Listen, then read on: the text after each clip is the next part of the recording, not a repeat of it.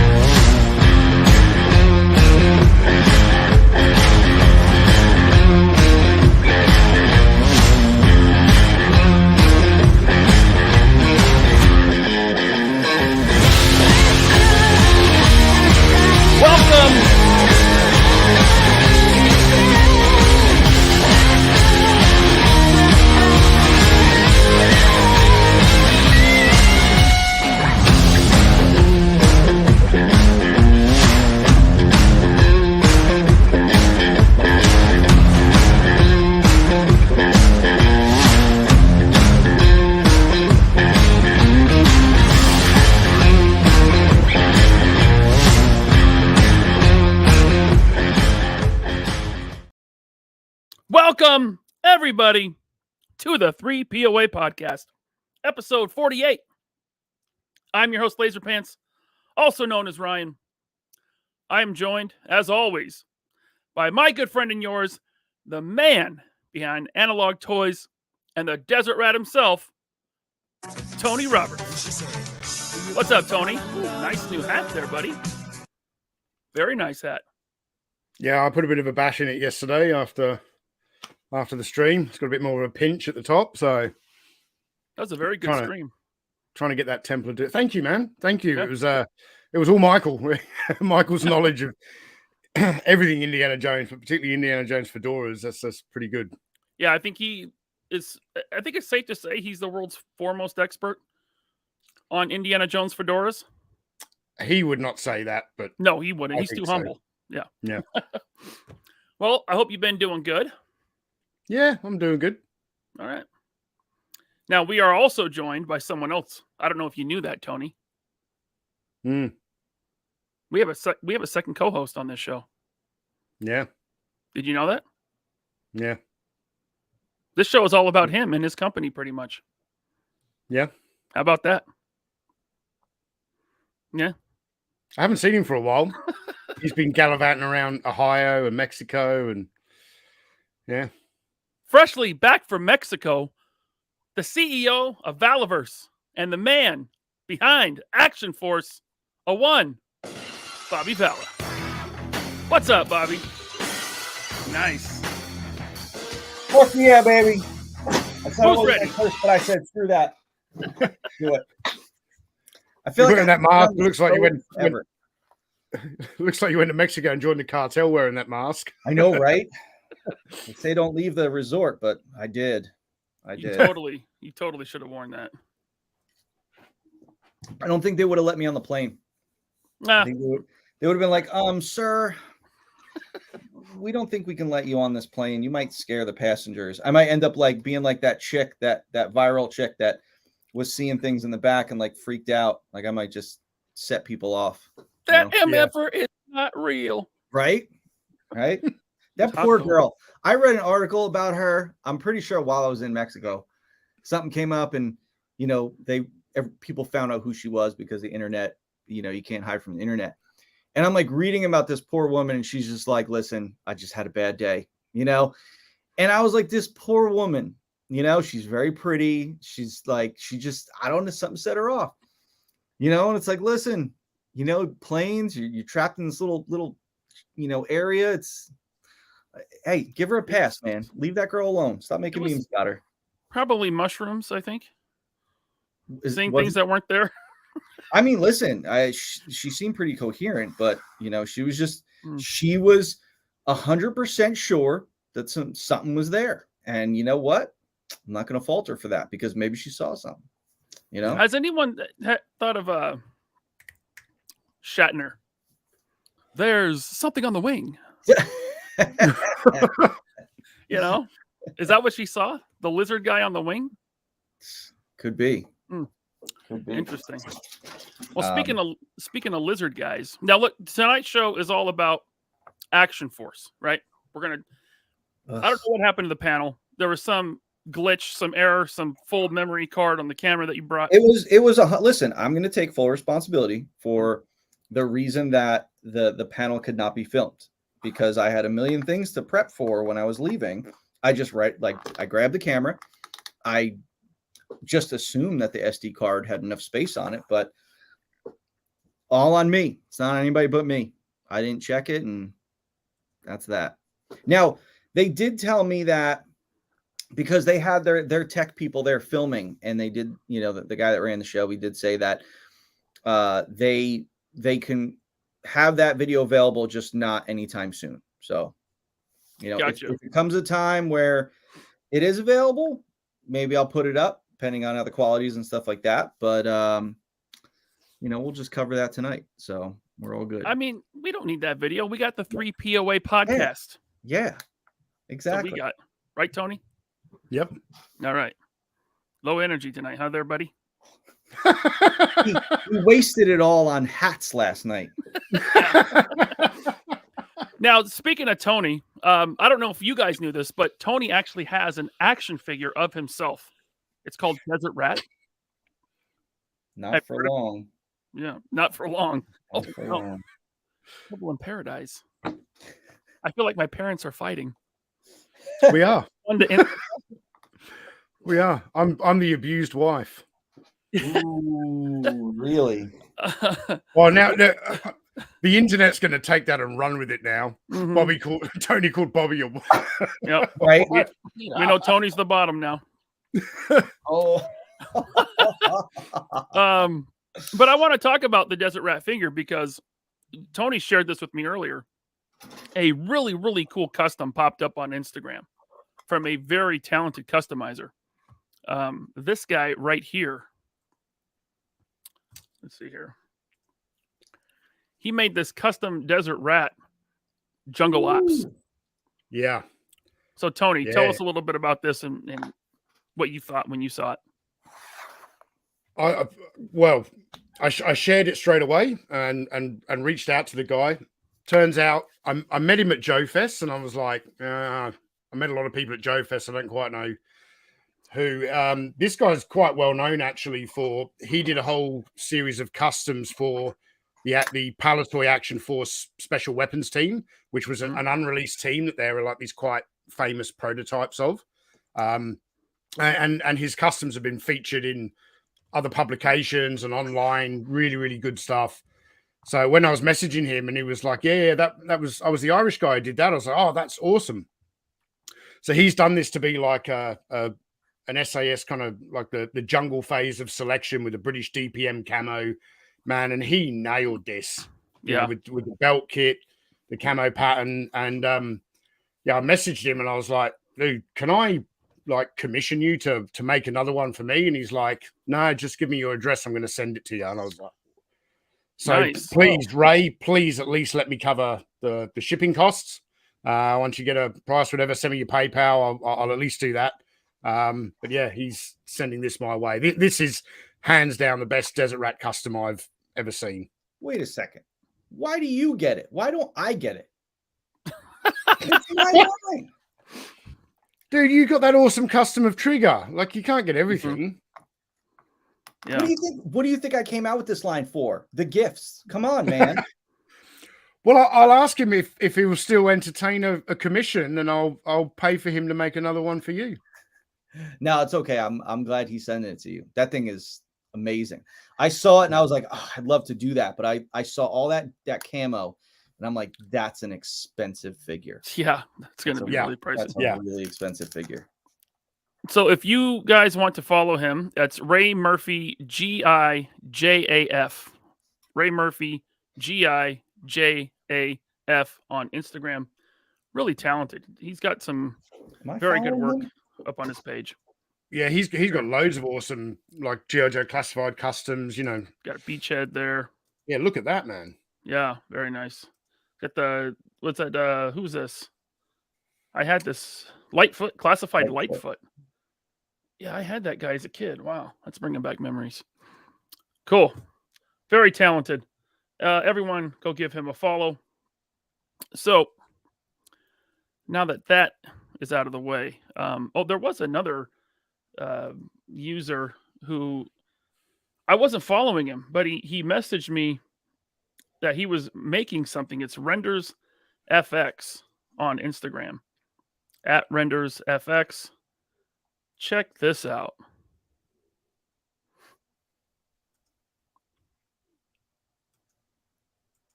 Hold on, that's not the one. Let me get there. Waiting. I know. Oh.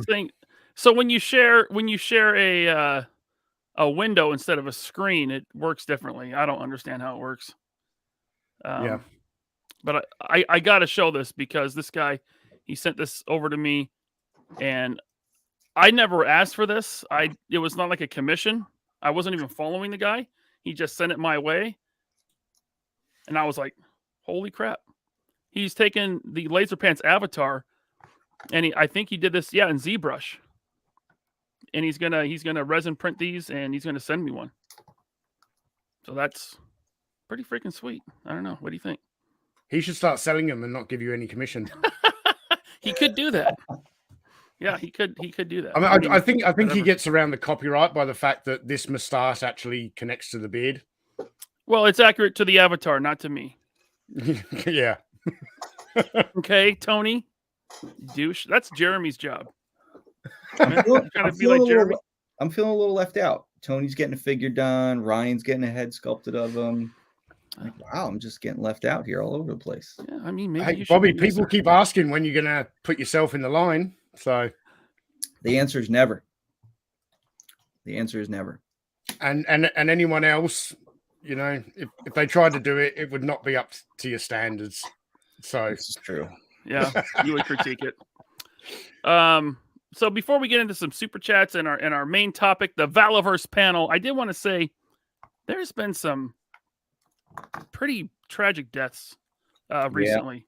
Yeah. You know, Bobby, I know you're probably familiar with Terry Funk. Yep. Right. It was a week or two ago. And then, of course, Bray Wyatt passed away a couple days ago. I thought Terry Funk was like on Monday, and then Bray Wyatt was like on Wednesday. I want to say they were only like a few days apart. That's probably what it was. It was within 36 hours of each other. Yeah. Yeah. So that was you know, Bray Wyatt, he was so young. He was only 36. So young. Yeah. And we've already had someone in the chat mention him. Felipe, right there. Felipe Terrazas, R.I.P. Bray Wyatt. Left behind a wife and kids. I'm sure there's something set up, you know, some foundation or something to help out his family. I'm not exactly sure, but you know, that's horrible. And then today I found out that Arlene Sorkin, the voice of Harley Quinn, the original Harley Quinn, passed away. Oh, really? Yeah, she was 67. And then good old Bob Barker, have your pet spayed or neutered. He passed away. He almost made it to 100, man. He was 99. Born in 1923. Yeah. 1923. I mean, I'll be honest, I was surprised that he was alive. I didn't know. When I saw it today that he died, I was like, wait, I thought he was dead. But yeah, I could have sworn it's like one of those Nelson Mandela things, you know, the Mandela effect. Everyone thought Nelson Mandela like died in the 90s or something, but he was still alive up until, I don't know, what's it been, like 10 years probably when he passed? Yeah, that's not really what the Mandela effect is, but anyway. Well, no, but that's where it came from, because everyone could have sworn that he died in the 90s, right? Come to find out he didn't.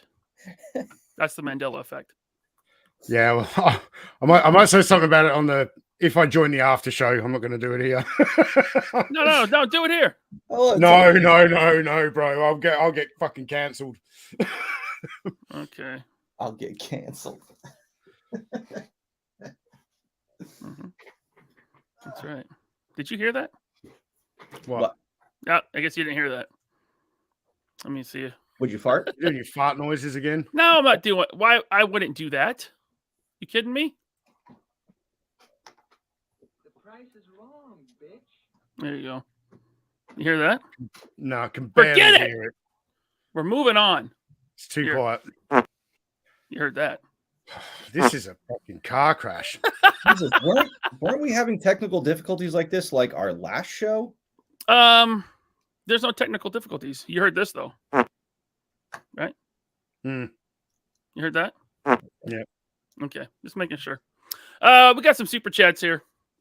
M. Vargo 97. Thank you very much, sir. Love the Swarm Horde. Not a Motu guy, but can't wait to see what you whip up for Power-Con 2024. I already figured it out. I figured it out. I believe on the ride back, me and Jordan, we do our best brainstorming when we're together. I already know what the Joe Fest exclusive is going to be. I already know what the PowerCon exclusive is going to be, and they are going to be amazing. So I thought you and Jordan did your best brainstorming when the two of you were drunk. And the fact that you were driving back concerns me. No. I mean, we came up with Covert Ops Condor when we were drunk. But we've definitely come up with other figures while we've been in my truck together, going back and forth to shows. We do this small show in Mass that me and him love doing. And we came up, I think, with all of like Series 4, like when we did that show back in March. Yeah, I was able to get Series 4 done super fast. But we came up with a bunch of items for the spring and all the PowerCon and Joe Fest exclusives. And then today we're messaging back and forth, and we came up with a cool idea for Terrificon, because I want to do Terrificon next year, which is at Mohegan Sun. And I missed it this year because I had committed to ChrisCon, but I heard that Terrificon was an awesome show, and I feel like a convention and Mohegan Sun is probably an awesome and bad combination for me, but I'm going no matter what. So when is that? It's a casino. It's about 40 minutes from here. When in the year is it? August 16th through the 18th, I believe. Okay. Yeah. Nice. So I think as long as like PowerCon stays the date. So when I looked up Terrificon and it was in August, I was like, wow, they pushed it out later. It was before PowerCon this year, and I got to check the dates for PowerCon for next year. But both of those shows I do not want to miss, PowerCon and Terrificon. Cool. So those of you in the Connecticut, New England area, come on down to Mohegan Sun next year and we'll gamble. I kind of want to fly over for that one now. You should. I'm not a gambler, but it just sounds like a lot of fun. Because I'm going to take everything I make at the booth. I'm just going to take and gamble with that night anyway. Nice. Ryan, you kind of are a gambler. Like, you gamble every time you get me and Bobby on this show. So. Oh, I know. 100%. We're going to get some more DMs tonight, guys. No, not DMs from other angry YouTubers. Just wait. The show's not even over, and I got some targets tonight, baby. Oh no. Oh. All right. John Papa Sergio, thank you very much, man. As always. He says, I'm just here to say SOCOM, U.S. Navy SEALs figures again. Bobby? Get on it. Yeah, I know. I'm working on it. All right. And then he says, what's up, guys? He's got they're just obsessed with action figures with flippers. Right? You know, the Cobra Eel was not bad. Cobra Eel, pretty good. However, I didn't not too impressed with the Arctic Bat. Pretty let down by this thing. I mean, I've been trying to straighten this thing out. Hot water, cold water. It's PVC, just PVC, buddy. PVC. Thank you, John. Robert Foley, thank you, sir. Here is for the 3 best hosts on the best podcast around. Robert, thank you very much. Thank you, Robert. And Robert became a member. Thanks for becoming a member, Robert. Stay tuned for the members exclusive after show. It is yet to be determined if Tony and Bobby will be joining me, but that's about 10 to 15 minutes after this show ends.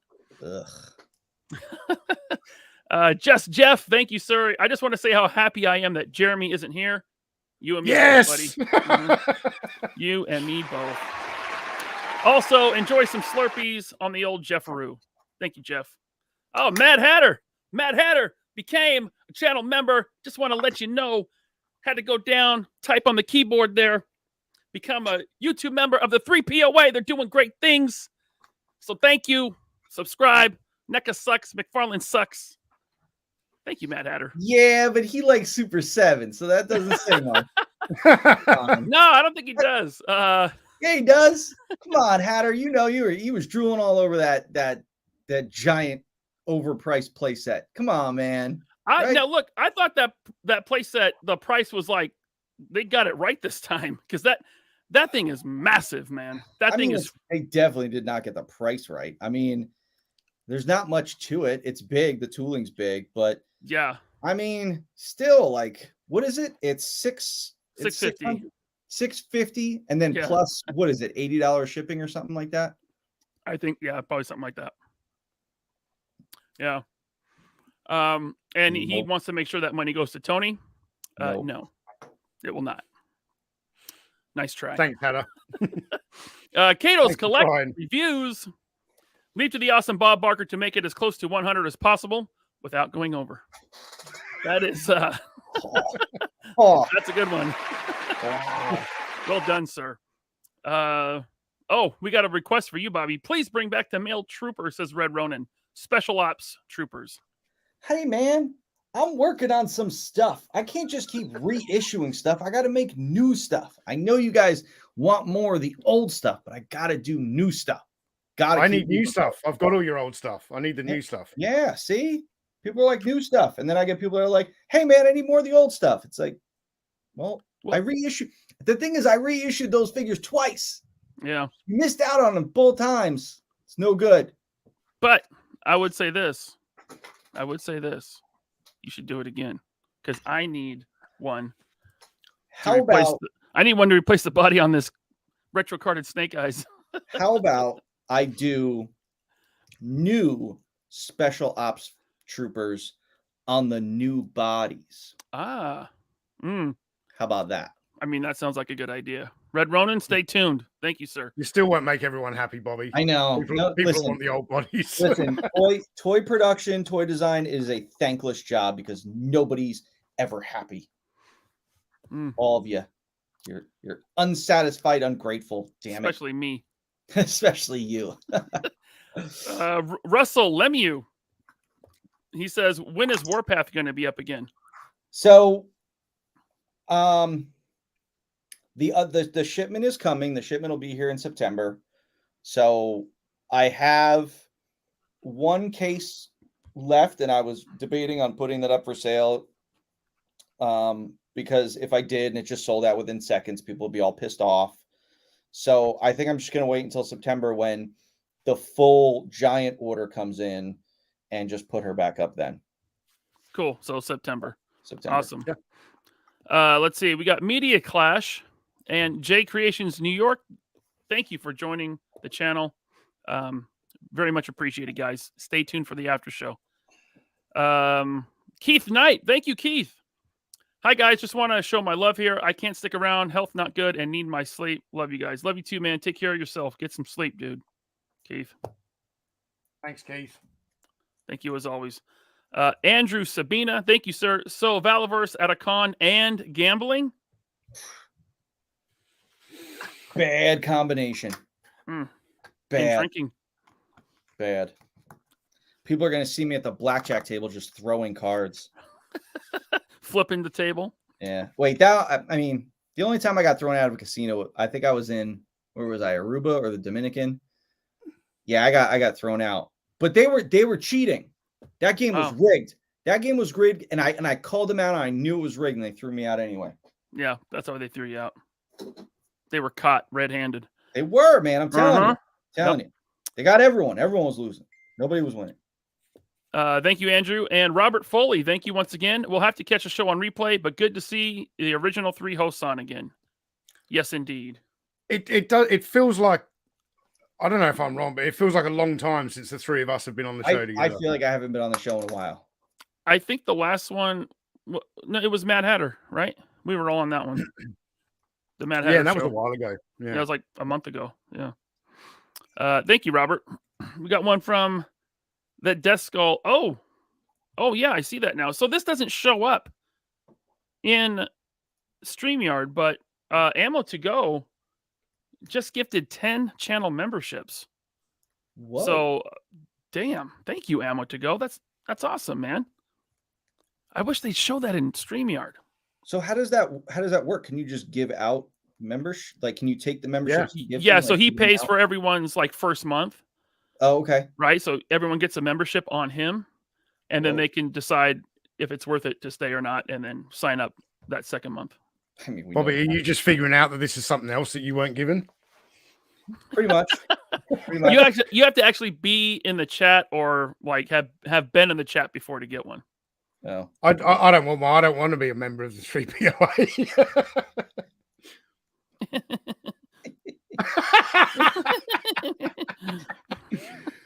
The You Death sneaky Skull. little shit.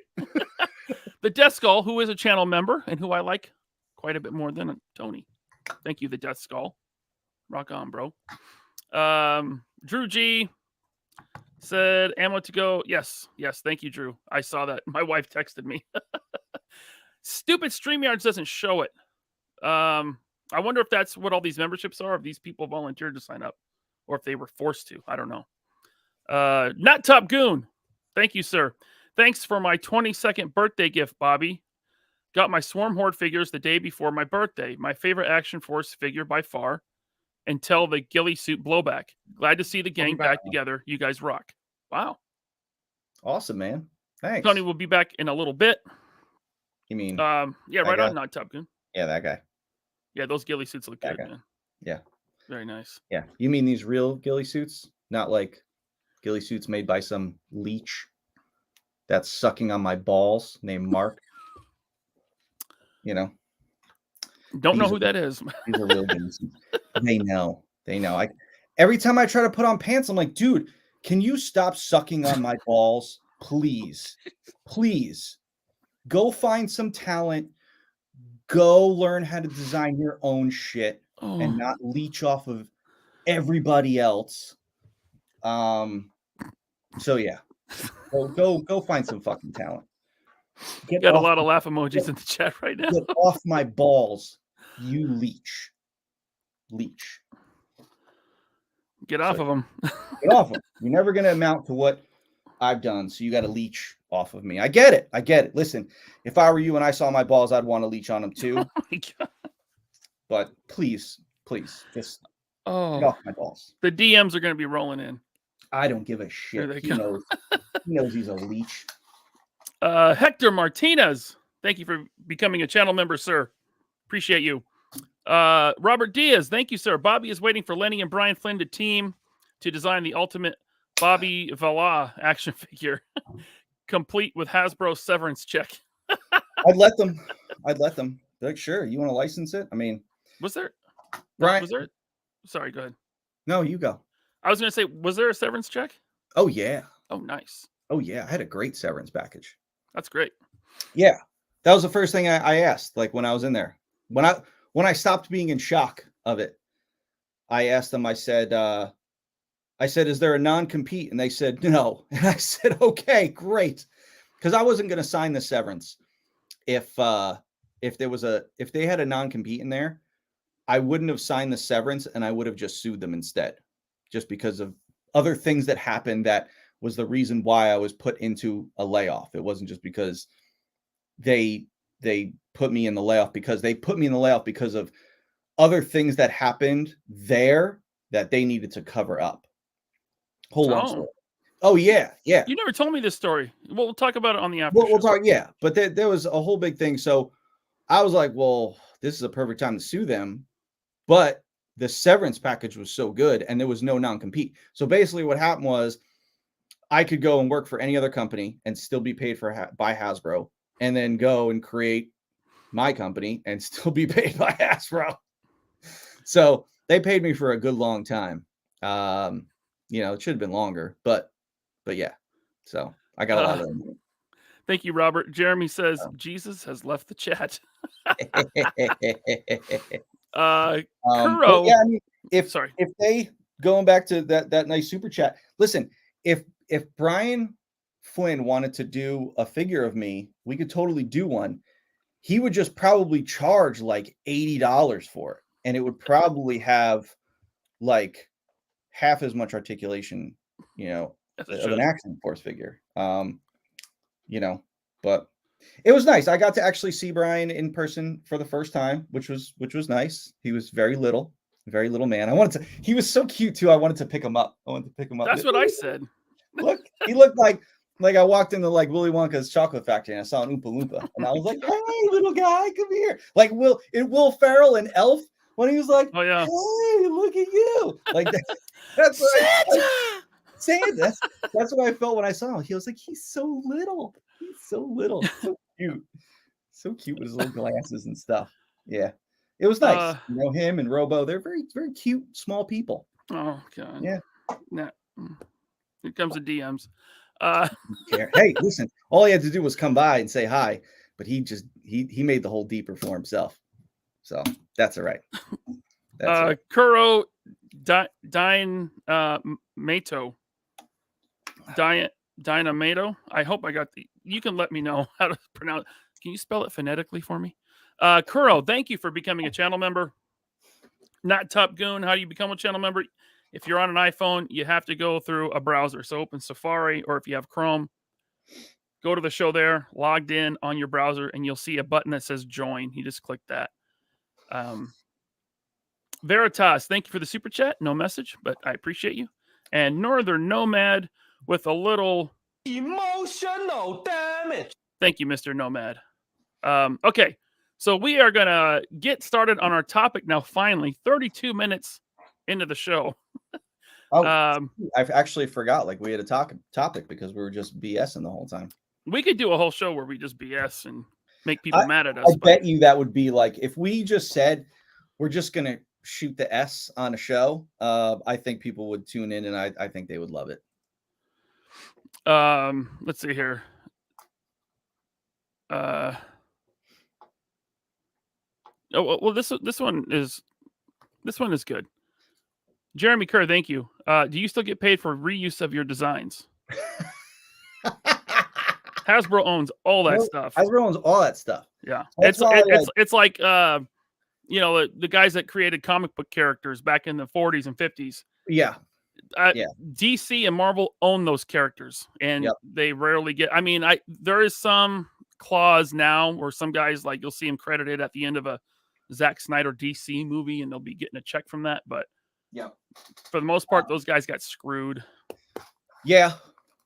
I mean, that was the thing about, like, the toy industry. That's not cool. Like, the comic book industry, you get credited for stuff. The movie industry, you get credited for stuff. The toy industry, you don't get credit for anything.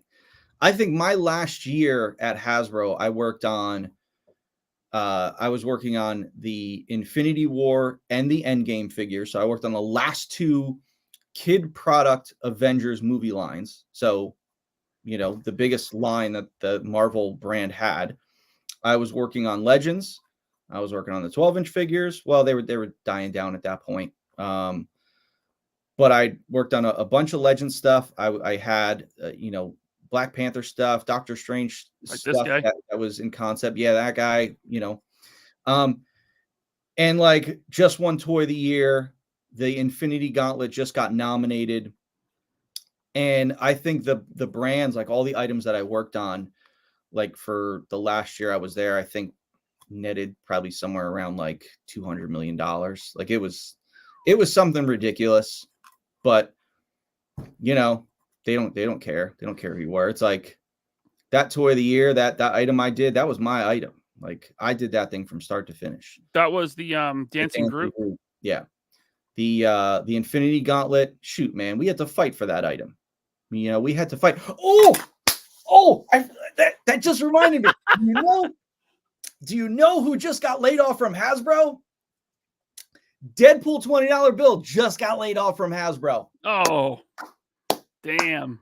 Could not have happened to a better guy. I found out while I was at Power-Con, and I almost pissed myself because it was like literally the best news. And I was like, wow, that's about 5 years too late.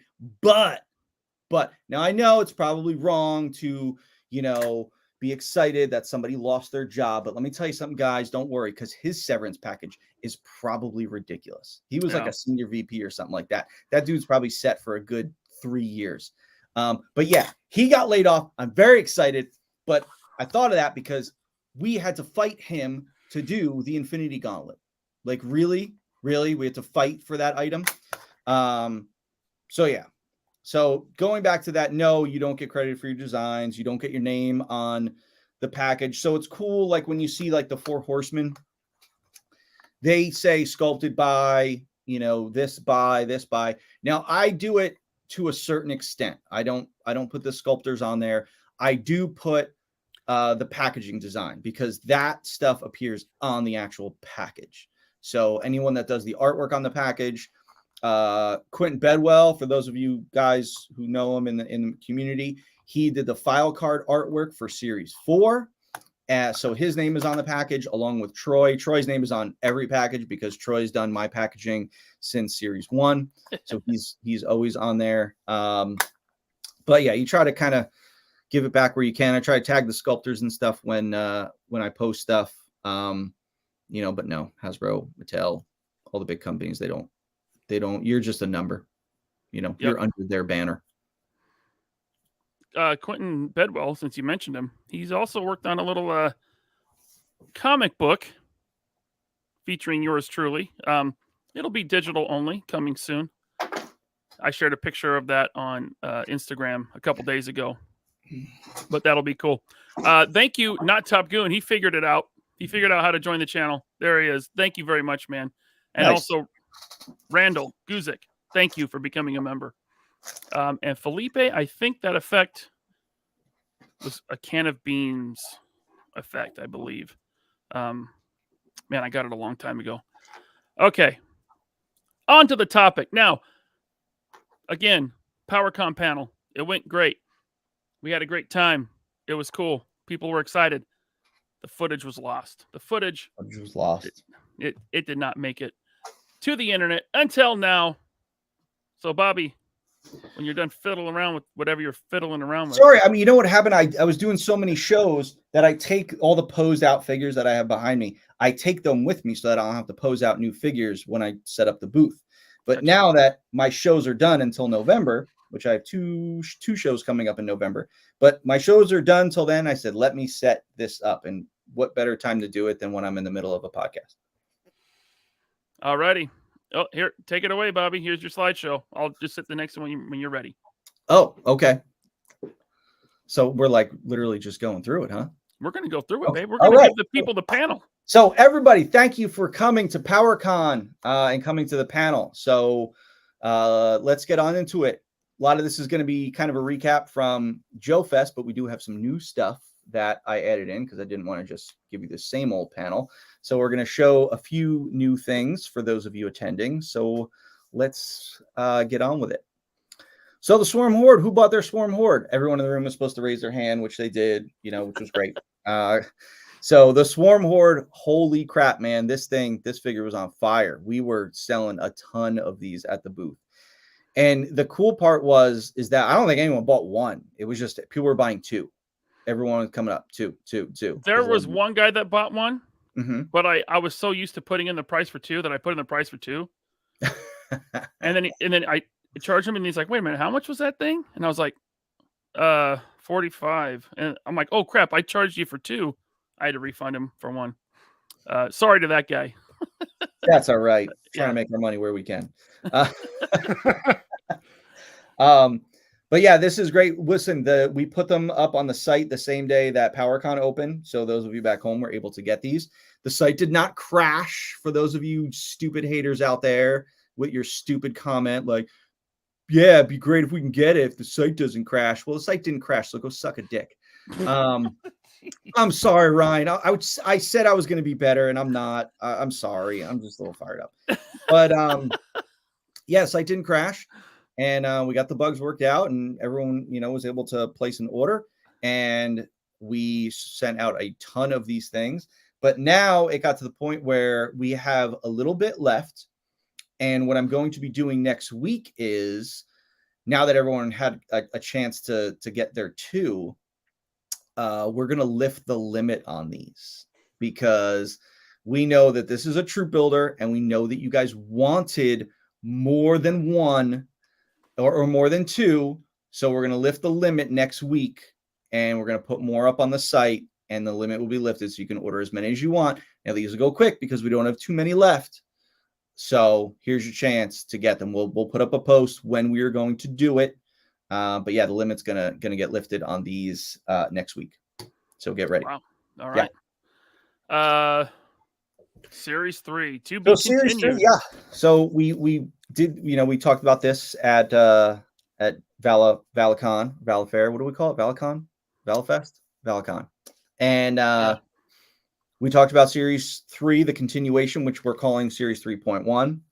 And we actually had some stock of Series 3.1 on hand at Power-Con for the first time. So several of you lucky people got to get your hands on things like Gemini and the upgrade sets and the new weapons packs.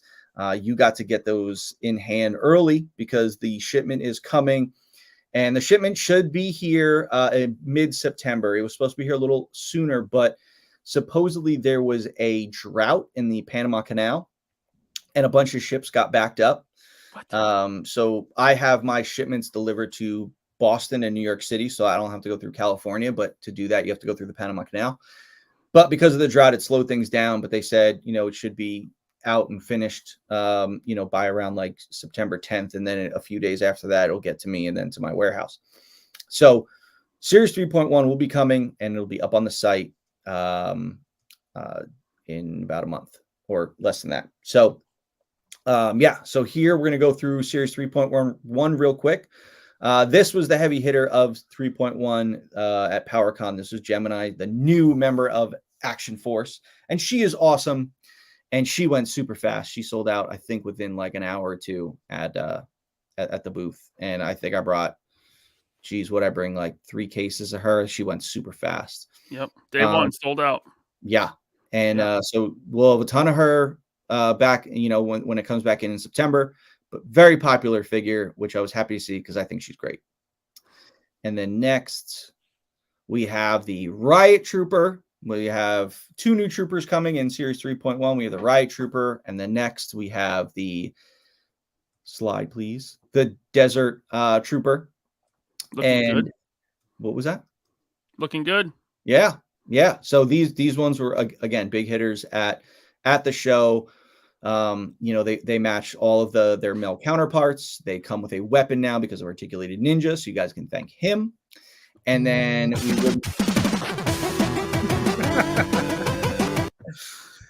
we wouldn't have troopers without some gear packs. So we rolled out our first female gear packs that are coming in Series 3.1. We had the Desert Gear Pack.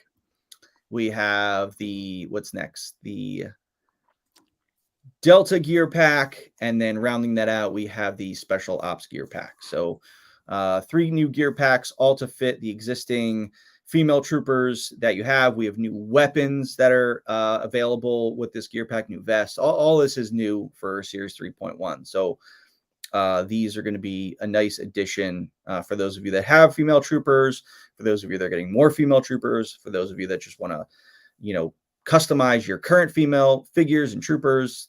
This is where you're at. And then I love that AK, Bobby. Isn't that AK awesome? Yeah, I was looking at it when I was setting this figure back up. I was like, man, that AK is awesome. Where it has the folded stock, and it's so much nicer because Series 1, I love the weapons for Series 1, but I felt like they weren't perfect. And when I brought, like, Mark from Mark II Designs did not do the Series 1 weapons. So it was nice to have Mark come in and do new versions of some weapons that needed a bit of tweaking since Series 1. And the AK was one of those. And I love this AK that he did. And the good thing about this AK is it fits all of the existing AK magazines from all the male items. Mm-hmm. Jeff, silly question. Does the stock unfold? It does not. Okay. It does not. I think if you made that stock so that it could fold, that would break so easily. It'd be too thin because we do stuff in ABS, so you don't get that nice warping that the Arctic back comes with. So if we did, the foldable stock, it would just be a little too temperamental. So, and M Vargo does have some Series 3 reviews up on his channel right now. Awesome. Go check him out, guys. So then Next up, we have the upgrade sets, which are new for Action Force. I decided to do sort of like, I see like, when you go, for those of you who, are into Barbie, you could buy like the upgrade sets for Barbie. And I was like, we should do something cool like that for the female figures. So I wanted to do gear packs that were centric to each character and offer something new to put on the existing character that would fit with them. And all these match the Series 1 figures that came out before, all the colors. But now you have new weapons, new gear, all new expression heads. So you have Eclipse. Then you have, who's next? Kill Switch, who comes with an awesome Barrett with that crazy concussion muzzle flash. Her facial expression is fantastic. And then foldable bipod. Yep, foldable bipod. The mag has the painted bullet in it. Thank you, Mezco. And then last up, we have the Pandora upgrade set. And then this Pandora upgrade set also has a 1 in 3 variant. So you can get the Bloody Head variant. There were some lucky people at Power-Con that got the variant, which was cool. So maybe you're one of the lucky ones. But again, all new heads for these sets, which is fun because people seem to really dig the expression heads that we're doing, and they make the figures look so much better in photography when you have these cool expressions. And then you see that what we're doing with Series 4 with like the Desert Condor, and we're going to be doing some more of that for our spring items as well. And then I think finalizing everything is our new weapons packs. Guys, I told you I'm going through the whole alphabet here. So we are doing Echo, Foxtrot, and Golf as part of Series 3.1. This is Echo, all new weapons done by Mark from Mark II Designs. The shells on the shotguns are swappable because in the next one, is it the next one or is it Golf? I think it's Golf. But Foxtrot has the Barrett, has another AK in different colors, new smoke effects, new muzzle flash effects. We have pistols with the slide open so you can get cool, either you can put the smoke effect in it to make it look like you're out of ammo, or you can put the muzzle flashes in it to make it look like you're firing. And then last is my favorite of the three. This is the Golf set because it has the minigun. This minigun is fantastic. It is probably the coolest weapon we've done. But here's that other shotgun. You can swap those shells out with the one from Echo. Again, this one comes with smoke effects, muzzle flashes, and all new weapons. Golf was definitely the hot weapons pack. Now, all of them were awesome. People, bought all three of them, but Golf seemed to be like the one that people, wanted multiples of. And, we had things limited to one per person for the show, but just because of limited quantity, but people wanted multiples of this set. And I think it's because of this minigun. So we're continuing our domination as the leader in, 1/12 weapons. I mean, listen, Mezco does some amazing weapons. Their stuff's a little smaller, but yeah, but Mezco don't sell just weapons packs and accessory packs. They do. No, they do. Yep. Okay. Yeah, the Baker's Dozen and things like that. Yep. They sell their stuff, which their stuff is amazing. But I still think that as far as like price and quality and what you get, our weapons are the far superior weapons to anything in the 1/12th scale market. So we're continuing that, and we're just going to keep going with it, especially, for next year and beyond. So no one tops us. We are the best. And we're going to keep giving you guys a ton of weapons. All right. Yeah. So now we went through this at Valaverse as well. It's not Series 4, but it's Series 5.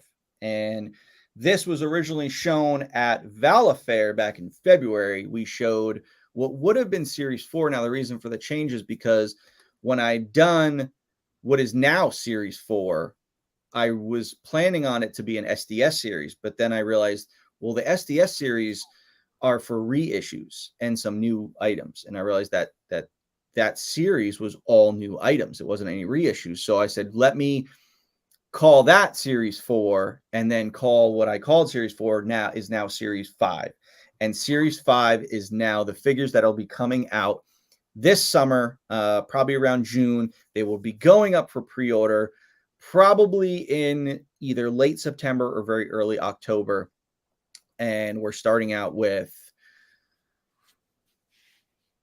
Ryan. There you go. Oh, we're starting out with new stands. That's right. So we have new stands coming in Series 5. We felt like our figure stands are a staple of the Action Force line and pretty much everything we do, because we're doing figure stands for the Legend of the White Dragon figure. And we feel that our figures should always come with figure stands. So it was time for new stands with the new bodies and everything new that's coming for Series 5. These are the new Action Force character-centric stands, and these stands will be modular so that they can all fit into each other, so you can kind of create a mini Dio with your figures when you're displaying them. So all the hero Action Force characters will come with these stands. So the first one to have that stand is... real quick question about the stands. Sure. Is this the final color, or is this just the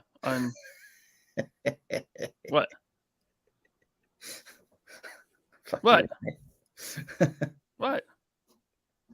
Yeah, it's the final color. We're just doing them just like that. So the first one up with the new stand is Colonel Siege. He is the commander of the Action Force team, and it is great to be introducing him. He is such a cool figure. I'm really looking forward to him. He has a nice grit to him. Looks like he's seen some things. He's wielding 2 rhinos. He's got a double holster for his rhinos, which is fun.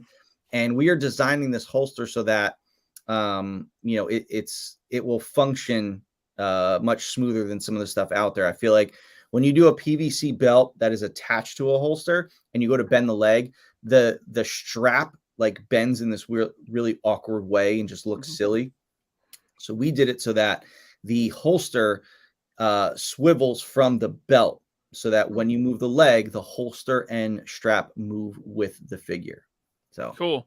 Very excited to bring that to the line. Comes with the new stand, comes with a couple extra things. He has an alternate head with his cigar. He also has a hand that holds the cigar as well.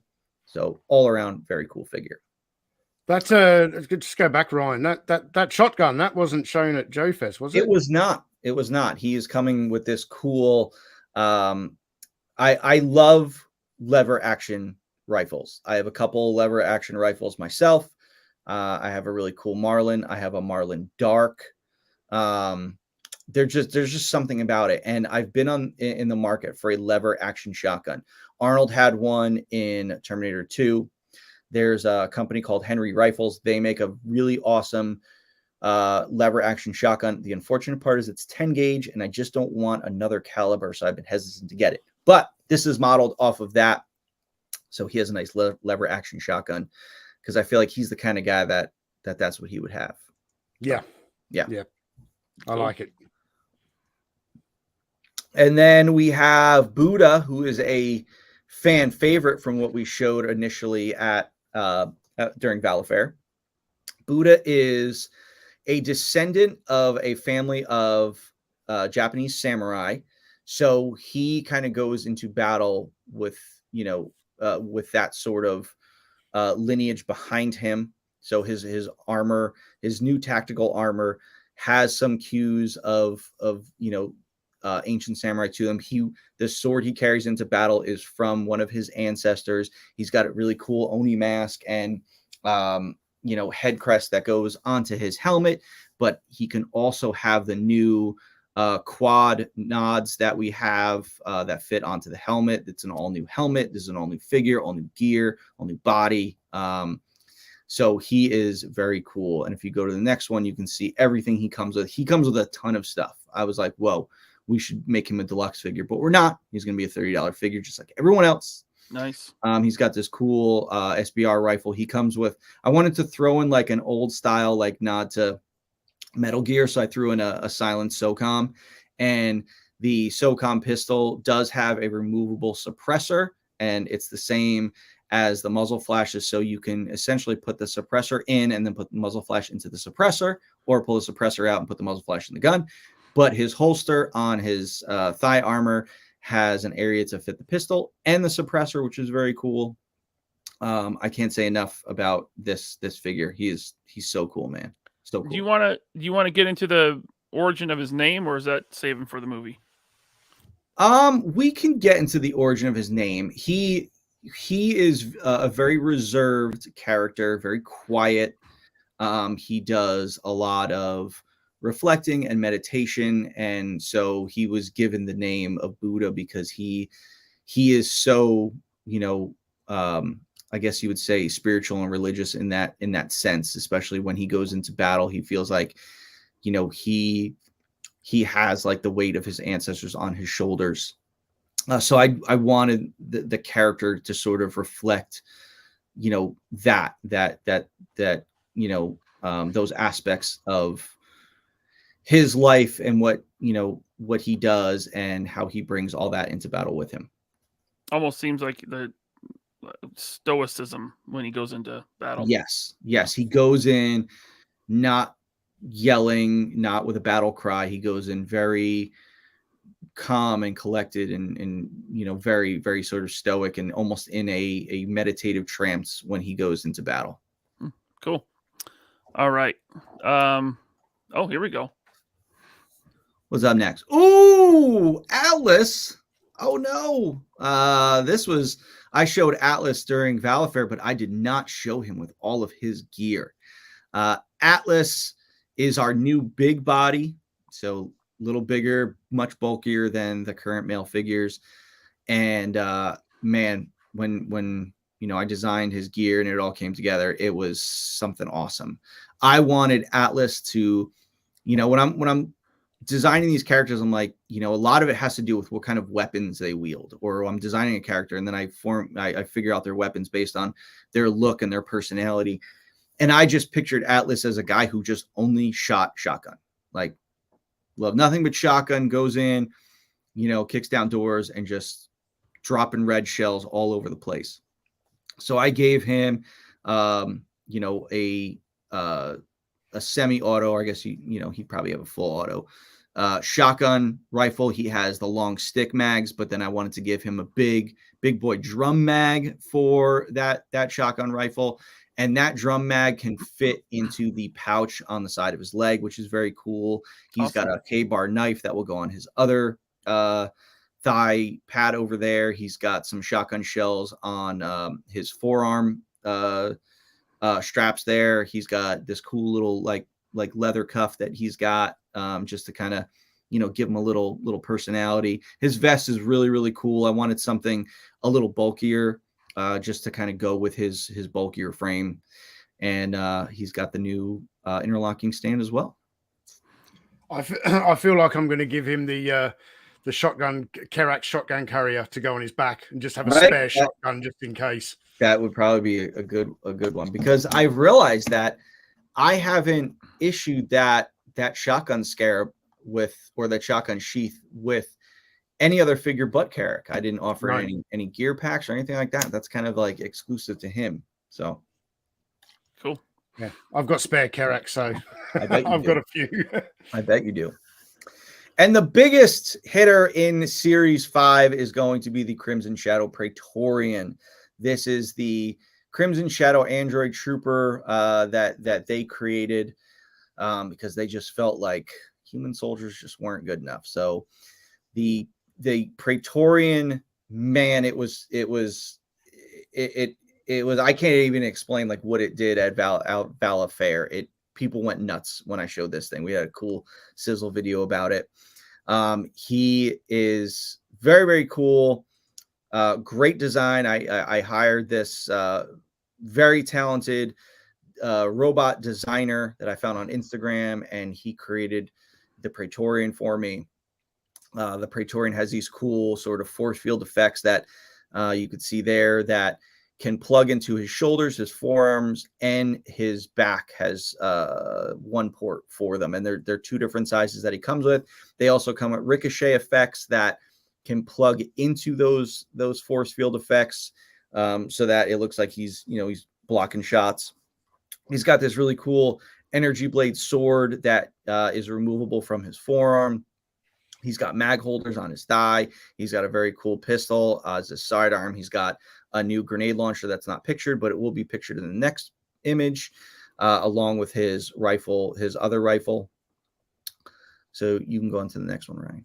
There you go. There you can see everything he comes with. Nice. I don't think he's going to come with 4 force fields just because we had to keep the cost down on him, but he will come with 2, maybe 3. But he comes with the ricochet effects. He comes with a bunch of mags. He comes with the 2 rifles, comes with the pistol, the energy blade. This thing is awesome. And the Praetorians give us an opportunity to do a ton of versions of these guys with different weapons, different, arm mounted stuff. And, because, Crimson Shadow isn't just going to do the one Praetorian. They're going to have a bunch of different Praetorians for different sort of combat. So I'm looking forward to doing a lot more versions of these guys. Cool. Yep. How about extra hands with him? Because He will come, yep. He'll come with all of the 8 hands that all the Action Force figures come with, and he will also have a Crimson Shadow centric stand. Very cool. Yeah. All right. Do you ever go back and watch that part of that Valaverse live stream? I don't. I did recently, like I want to say in the last week, and I just wanted to skip forward to when like the sizzle reel video was played, just to see people in the live chat. And the one thing, unfortunately for the audience, like I remember being on that show, is that I could see Ryan's face in the green room down the bottom, which the audience can't. And Ryan's face was just going. That's right, because Ryan didn't know it was coming. Yeah, you didn't show me that one. Yeah, only Tony saw it because Tony did the sizzle video. Yeah, but Ryan didn't see it, which was cool that we got to see his expression live. That was cool. Yeah.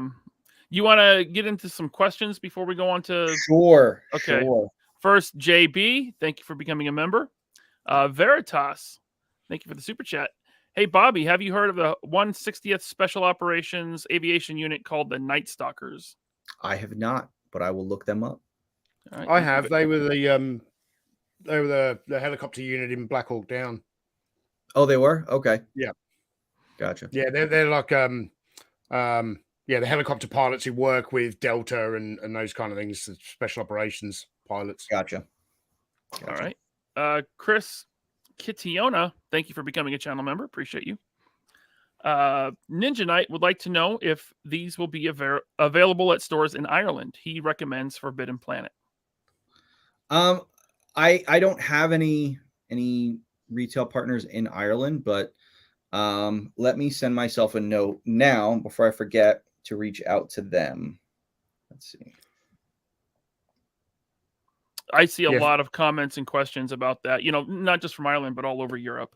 People. Yeah, so all out there are Forbidden Planet stores. There are a number of them across the UK.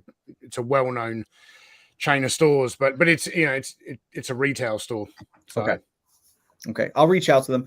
Listen, guys. I've been trying. I know those of you in the UK are like, we want it. We want to get your stuff. I've been trying to get your stuff. Here's the problem. Things didn't work out with Kapow,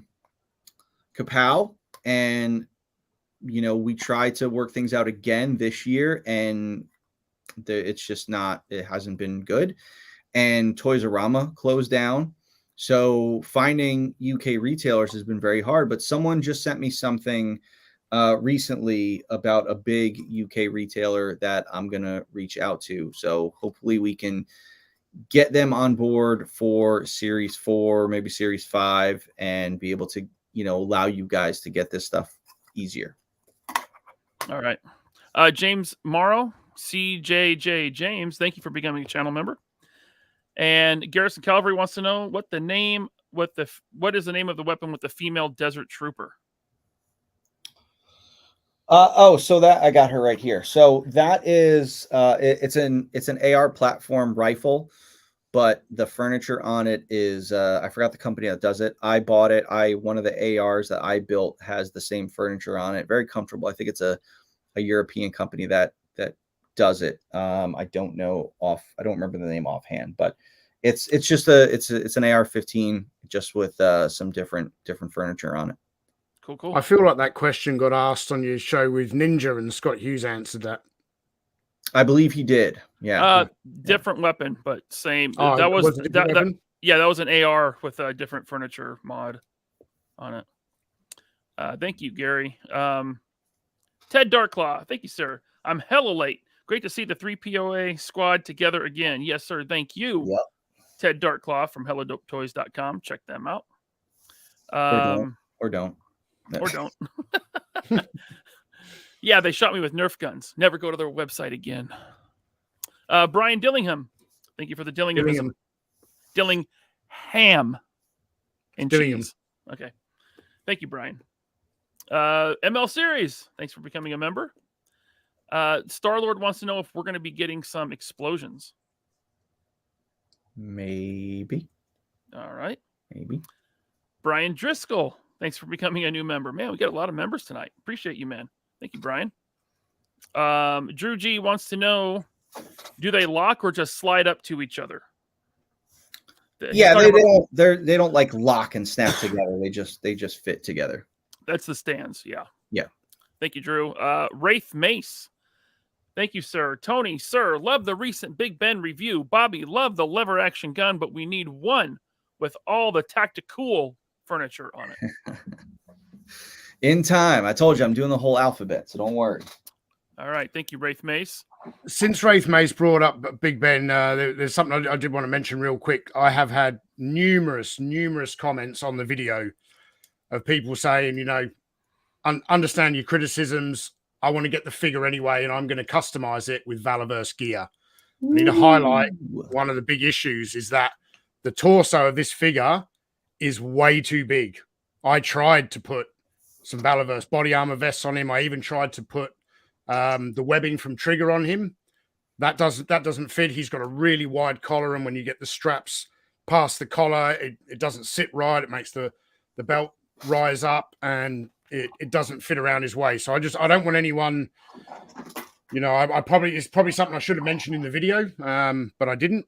And yeah, I didn't want anyone kind of rushing out, buying this, thinking they could easily customize it with Valaverse gear. Unfortunately, they can't. What you're probably best off doing is just taking the Big Ben head and putting it on a Valaverse, on a buck, if you want to customize it that way. Lenny probably did that on purpose. Yeah. That'll teach you. Definitely did that on purpose.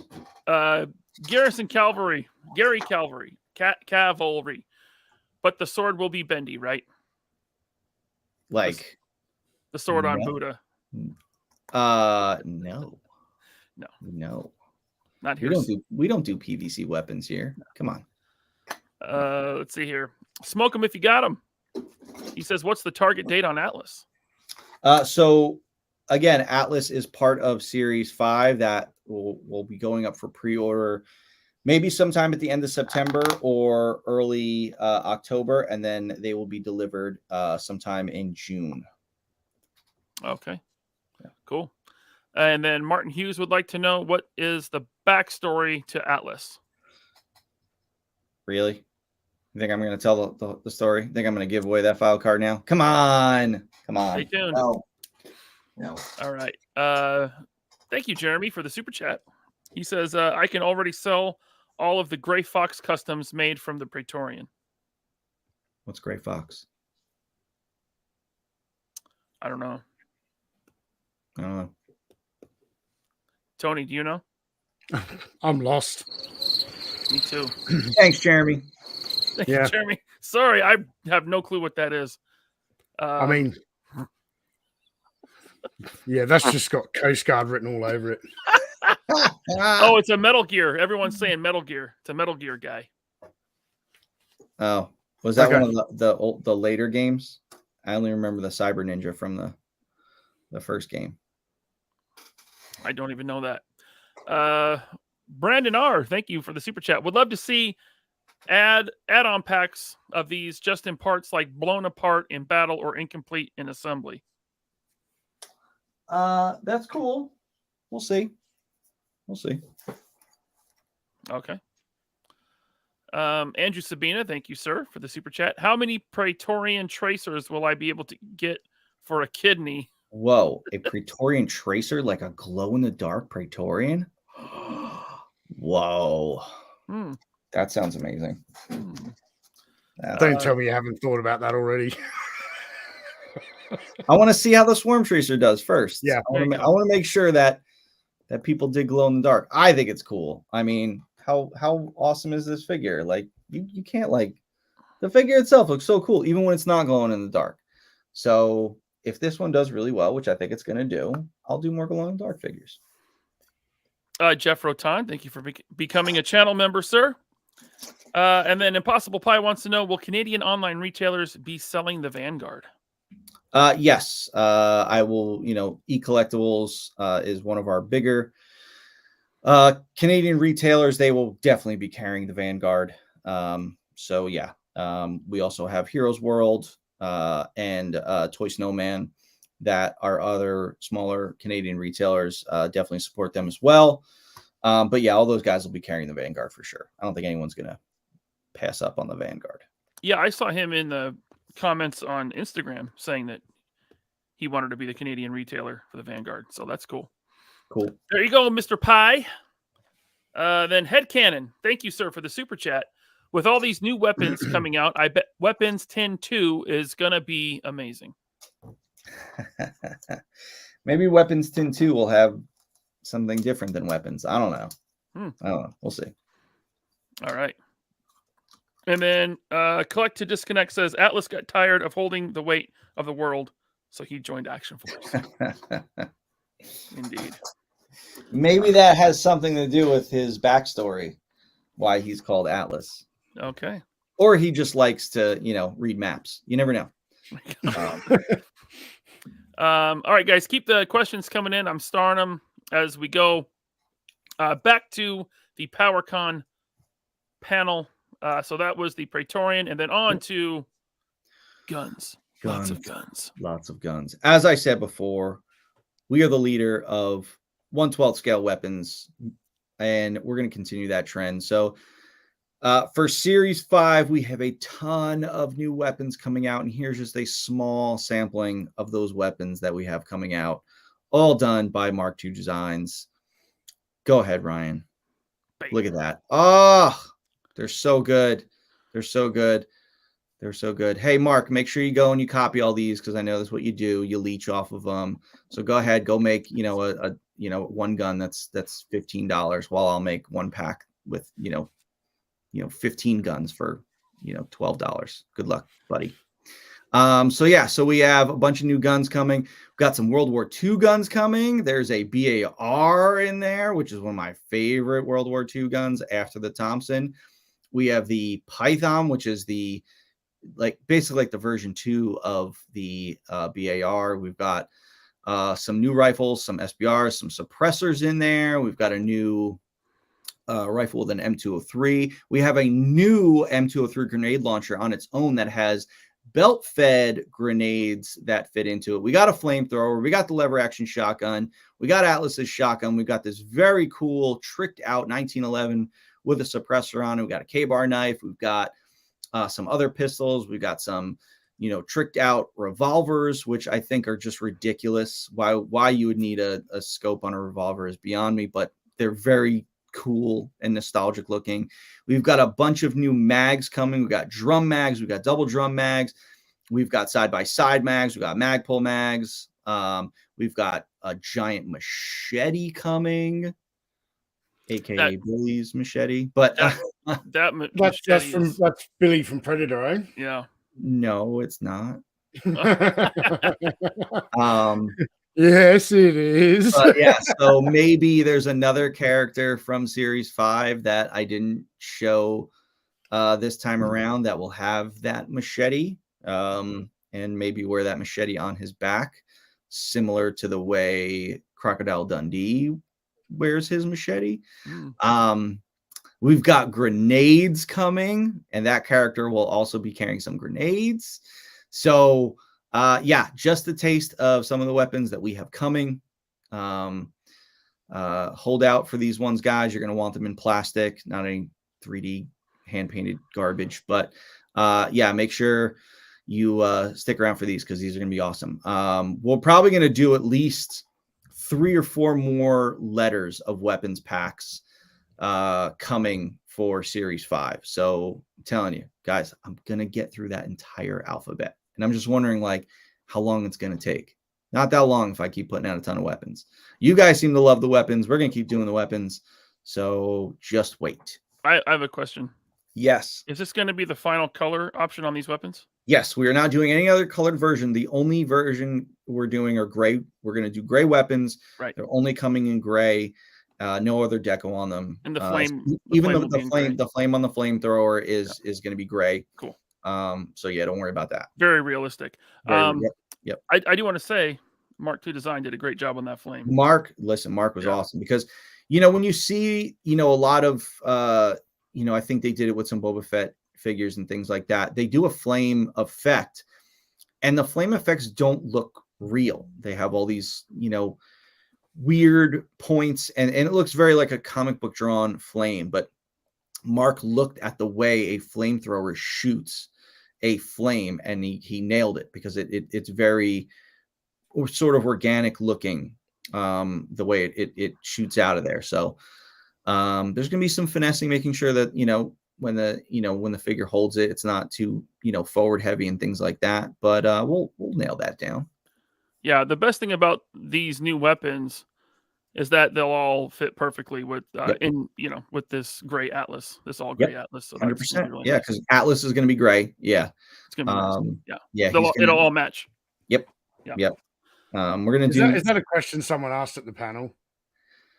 I've been asked that question like a few times, and I remember even at Hasbro, we would show gray models like during our panel, and literally we would get that question. They'd be like, "Is that the real color that it's going to be?" Oh, and I remember being in a meeting, like a high end, like upper management meeting at Hasbro, where we showed a gray model, and I remember like one of the senior VPs, someone who made hundreds of thousands of dollars a year, asked us if that was going to be the color. And I think I chuckled. And I think, some other people in the room chuckled, but then we realized he wasn't trolling us. He wasn't joking. He was serious about that. And I think Dwight was like, no, it'll be painted and it's going to look like this and blah, blah. And I just remember thinking did he really ask that question? That guy that makes, 10 times what I make, did he really ask that question? Yep, there it is. Fig Fan Samurai. The big reveal tonight is that Action Force is going all grayscale. Yep. Very good. Yep. This is our version of carbonized. Cool. Yeah. That's how it should be done. Yep. Yeah, someone who said that. Someone mentioned the Marvel Legends Pyro. It'd be cool if that flame effect fit in his wrist flamethrowers. That'd be cool. I don't change it for that, but that would be cool. A little poster tack to hold it in. We'll see. Maybe we can do that. Let's see here. That's what everybody wants. Vanguard. It's sitting right here next to me. It's so great. You guys, for those of you who are at Joe Fest, for those of you who are at ChrisCon, for those of you who are at Power-Con, you guys got to see this thing firsthand. We showed for the first time the gray version of the Vanguard. I did a little poll, which I think I have a slide for in here. We did a little poll because, I love the tan version and I just felt like it should be tan. And that's the version that I originally painted up.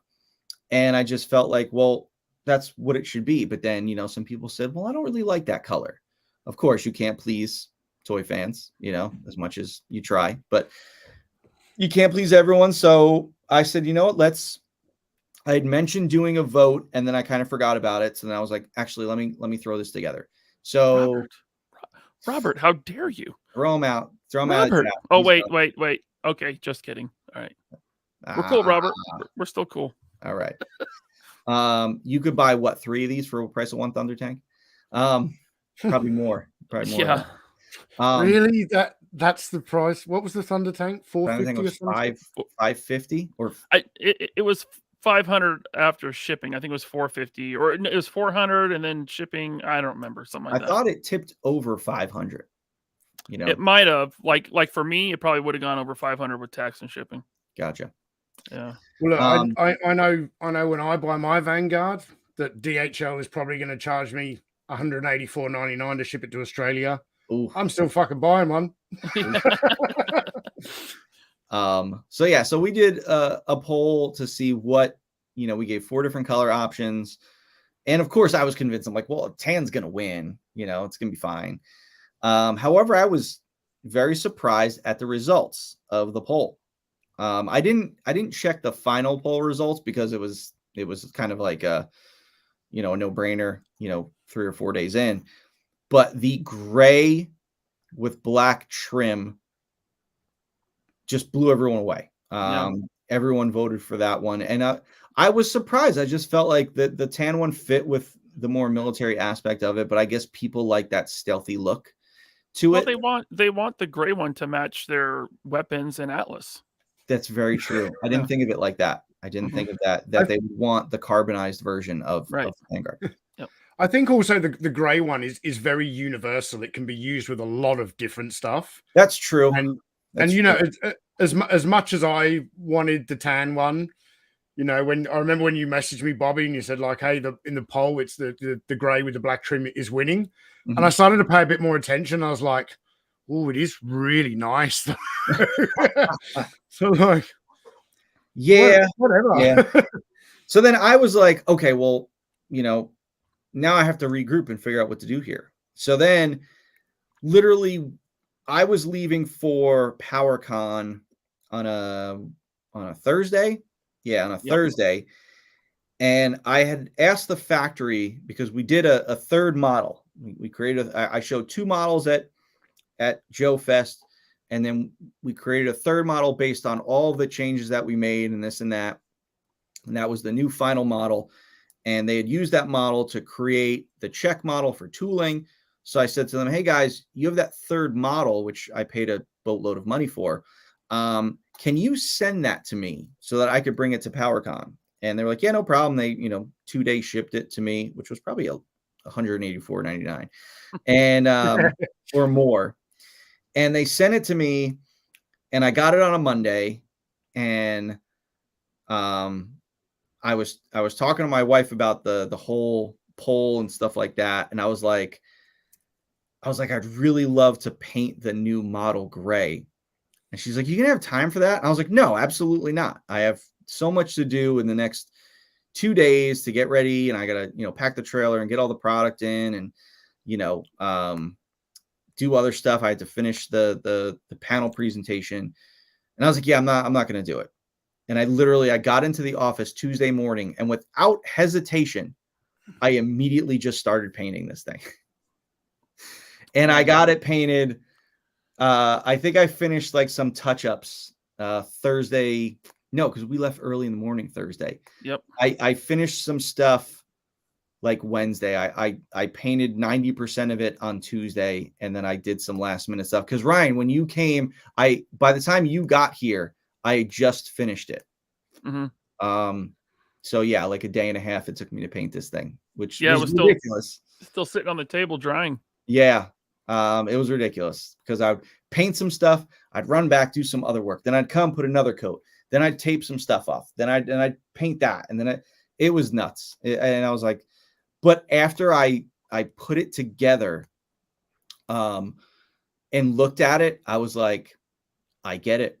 I get why people want the gray version. Now they just voted based on a digital render. Seeing the actual gray model was like next level. So now I'm at the point where I'm discussing with the factory about offering the Vanguard in 2 different colors for when it goes up for pre-order in September. So that's where we're at. So Ramen Toy wants to know, did you use a Badger airbrush? I'm trying to remember what kind of airbrush I have. I don't think it's a Badger. But it's a good one. Cool. I used to do this quick. I used Tamiya spray can paints because I needed to do this super fast, and the only thing I had to do with the airbrush was the flash effects on the missiles and the muzzle flash effect. Other than that, everything was done with the Tamiya spray cans.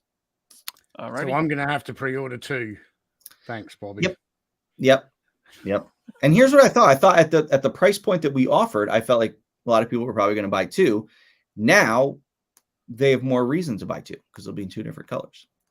And it's like I showed in the presentation. I think if you go to the next slide, I showed the tan one with the Action Force logo, and then I showed the gray one with the Steel Brigade logo. That's not final. Now, I believe M. Vargo's wife asked me about doing them as decals, as labels. And I understand why you guys would want that. You want that customization to it. The problem is I've always felt that decals make things look cheap, because yeah, you can make them matte, but some are glossy, but then it's like you see the edge, it's raised. It doesn't look as clean as a tampo print.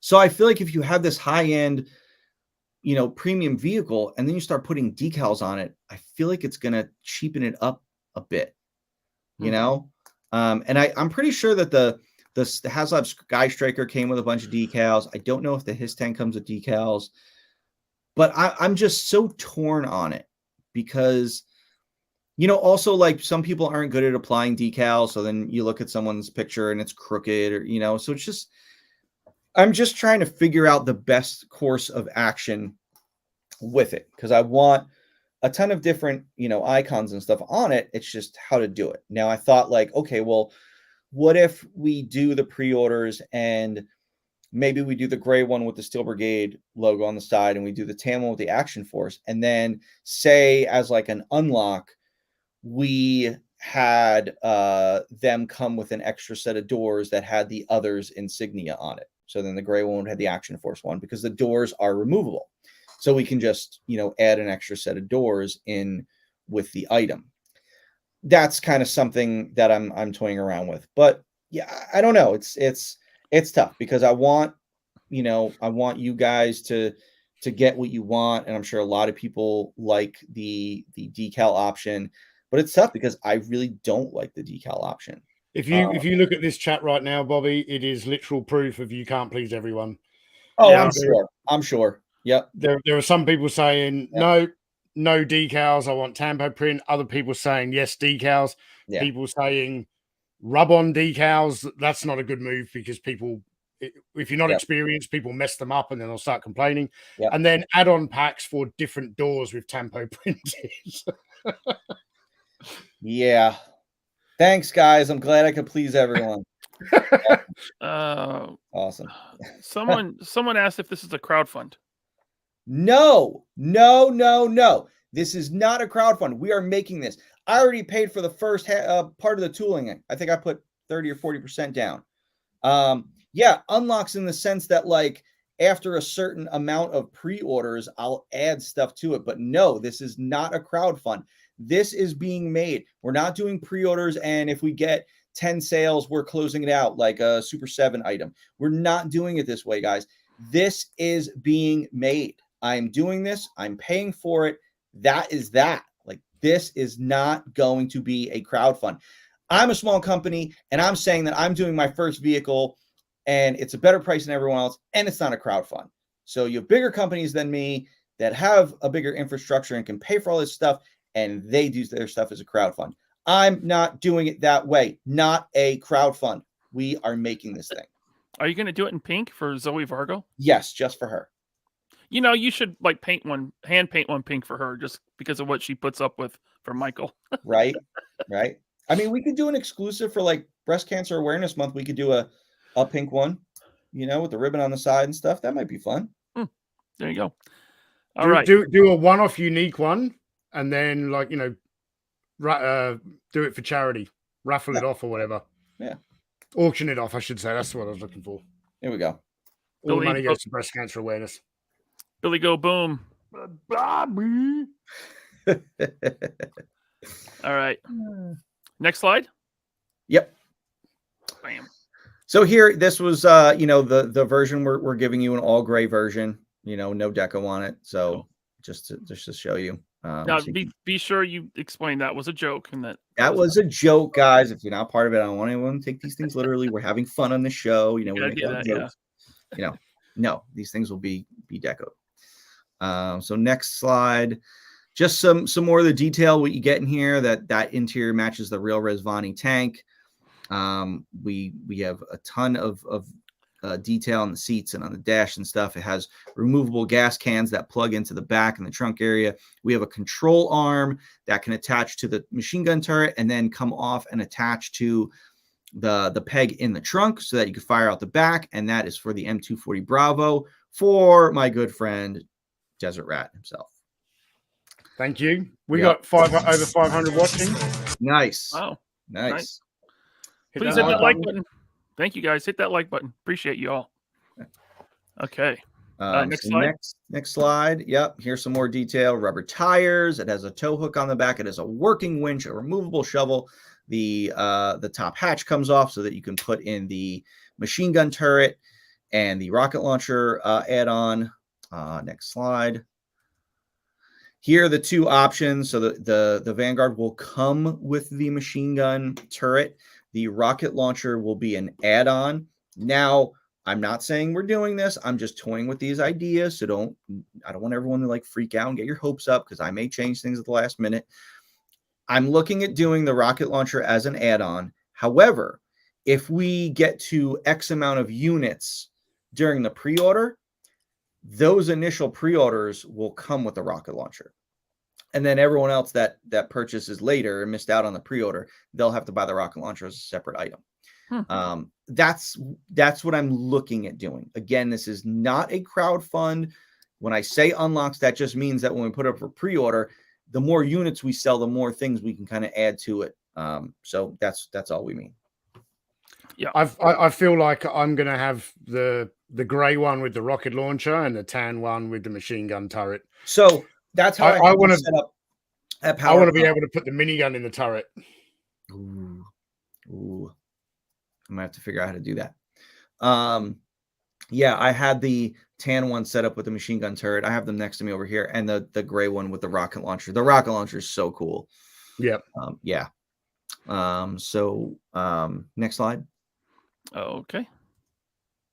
Okay, so there's the rocket launcher. So the one thing that the rocket launcher is not showing that it will come with, I'll show you if I can get it out of the thing. Don't break that model. No, I know. So when you fire a missile, it shoots, the flame and exhaust out the exhaust ports. Backblast. The backblast. So I had them add in a backblast effect so that you can put it so that the first missile fires and they alternate and they go back and forth when they fire.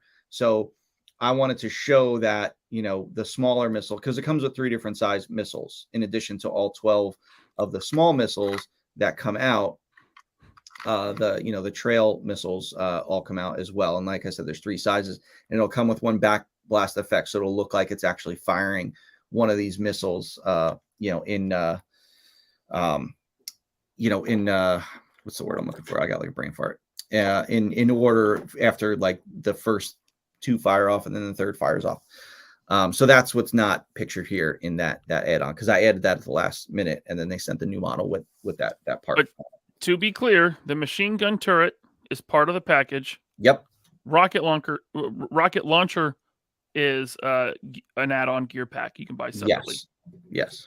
Yeah. The backblast from rocket launchers is really, really dangerous. You know that scene at the end of Rambo 2 where he's rescued the POWs and they're trying to escape on the Huey and they're being chased by the Hind gunship, and he sort of sneaks away behind a cloud of smoke and then lands in the lake, acts as though he's wounded, and the Hind comes down and he pulls up the rocket launcher and fires it through the front windshield. He would have deep fried all of those POWs he just rescued. They would be fried toast, man. Okay, next slide. Movie magic. Yeah. So here, more everything that comes with it. So in the initial offering, you get the vehicle, with the removable shovel, the working winch, the removable doors, the top hatch, the control arm with the M240 on it, the machine gun turret, the muzzle flashes, the gas cans, and it will have a unique driver figure. So you do have Buddha pictured there, but that's just I kind of blurred him out a little bit, but it will not come with Buddha. It will come with an all new figure for the Vanguard. Will it be the Spec Ops Trooper body from Series 1? No. Okay. Nope. I've just seen some comments that the driver is going to be just a pack-in of a basic trooper. Nope. I just want to be clear. It is not. It is a new figure. Yeah, it'll So be you're a new actually going to figure. create like a character.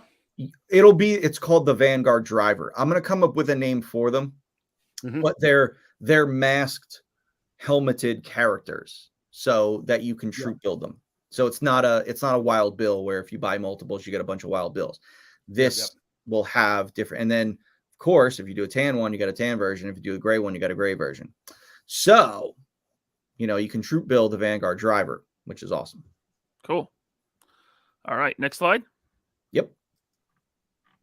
So I showed this, everything it comes with, and I talked about pricing. Now at Valaverse, we kind of did a little fun tease, and we started crossing off prices of things, and we got to a price range. Well, for Power-Con, we announced the actual price. Thanks for listening, Ryan. Okay. Sorry, no, I just the All right, chat. now let Ryan take over the show. It's fine. It's fine. No, go ahead. No, show's Okay. yours. No, Show's yours. Action Figure Atorium said, I'm getting the Portland version that has a missing catalytic converter and 3 homeless people living in it. Couldn't that also be the Chicago and the New York City version as well? Or Seattle. Or Seattle. Pick. Yeah. Yeah. Basically every city nowadays. Yeah. Yeah, we'll have to look into doing that. Oh. So now back to our regularly scheduled program. Sorry, that got me. So now we announced the price, which I did show on our social media channels, and that price is $184.99. So you get all of that giant vehicle that is 20 inches long, has all that stuff, has the driver, and it's only $185. Wow. But does it come with an ashtray? No, but it has cup holders. Yeah, that's right. If you've got 2 cup holders, you have your beer in one and then your empty beer bottle in the other and your ash in the empty beer bottle. That's true. That is true. Or just hanging out the window. Dirty Mike and the boys. Oh, all right. Next slide. Next slide. No, wait, it says estimated price. Yeah, it says estimated on the show, but yeah, no, it's 185. I put that in stone. All right, it's locked in. New IP. It's locked in. New IP. That's right. I got a new IP coming. I talked about this at Joe Fest during the panel because people were speculating what the IP was that I had been teasing since the contract that I signed at Valaverse. However, it is not this IP. I mentioned at the show that company, they what's the word? They breached the contract, and we couldn't come to an agreement. And because they breached the contract, I was let out of the contract. So it was that company's fault that fell through, which is unfortunate because I wanted that to work on that IP, but it's probably for the best because they were very difficult to work with. But with that falling through, another IP kind of fell into my lap. And that IP is a little movie by someone Jason David Frank. He only played the Green Ranger in Power Rangers, as well as a number of other colored Rangers over the years. He's probably the biggest Power Ranger star there is. Oh, yeah. But before he died, he finished his last movie, and that movie is coming out this November, and it is called Legend of the White Dragon. The trailer is out now. You can go check it out. The movie looks awesome. I'm very excited about working on this property because the director is fantastic. He does great stuff. Aaron from Bat in the Sun, he plays Dragon Prime in the movie, who's the villain. Jason David Frank plays their hero, which is the White Dragon. And the movie is going to be awesome. For all of you Power Ranger fans out there, you've been following this. You know it's coming. You're very excited for it. And we are doing a 2-pack as the first Legend of the White Dragon figure item. And this will be a 2-pack of 6-inch scaled White Dragon and Dragon Prime figures. These will be coming up for pre-order in September. They will be delivering in January, right around the corner. So here's what they look like. They're very cool. You go to the next slide, you can see everything they come with. Just like our normal Action Force figures, they come with a bunch of hands. They come with alternate heads of both Jason David Frank and Aaron. It has the removable gauntlet so that you could put the glowing energy blade on. And then if you go to the next slide, you will see it also comes with a figure stand, with multiple pegs so that you can do multiple poses for the White Dragon figures. But here's some shots of the check model images before it went to tooling. Dude, So that Jason David Frank likeness, yeah, that's really good, man. I got Yeah. the Mezco today, and I think they did better than Hasbro. Definitely did better than Super 7. the Super 7 one is painful. But this one, I mean, for an aged JDF, that's really good. Now, is it gonna is this the official final color that it's gonna be coming in? Yes. Okay. We're doing all gray for these. Right. No deco. Just kidding, people. Just kidding. Well, listen, I wanted to do him justice. This is his last movie. This might be his last figure. I wanted to make sure that we honored him by doing the best possible figure of him that can be done. And I feel like we did that. Looking at everyone else's out there, it's unfortunate that they didn't do him the same justice. But I would like to believe that he would be proud of this figure, and I wish that he could have seen this figure. That's the thing that really bums me out. I know Aaron feels the same way about the movie, with it being Jason's last movie, and he couldn't get to see the movie. Same thing with this. It's like, Green Ranger was my favorite Ranger growing up, and the fact that like I get to do a figure of Jason David Frank and he won't get to see it it sucks. But I'm glad that his daughter will get to see it and his wife will get to see it. And Aaron's very proud of what we've done here. So this is the figure. The figure will come in our Action Force Deluxe figure packaging, just with 2 figures. So again, this is going to be, the pre-orders are coming out for this in September. So keep an eye out for that. We have a lot of stuff coming in September, but this is huge. I know a lot of people are looking forward to this. I'm looking forward to it. It's very exciting for this to be, our first licensed IP, outside of like something like Sarge and Rizvani. But, this is very cool. So very excited. So I do want to back up Yep. to these digital renders, and just to put everyone at ease. Now, look, these digital renders, I see pins. They are pinless. They are Okay. pinless. It's just that when they sculpt, they have to sculpt with the pinholes in them. So, and then the digital renders are done off the 3D models. They will all be pinless. All right. So, Awesome. Nothing less than what we offer in Action Force. Indeed. Impossible Pie. Very sad. Yeah. R.I.P. to Jason David Frank. Okay. Next slide. Yep. Series 4. Series 4. Man, the end of this year is going to be big for us. Holy crap. We are not stopping. Company's dying though, right, guys? Company's dying. I had to lower prices because the company was dying. It wasn't going to be around that long. We weren't going to make it past Series 1. And No. Yeah.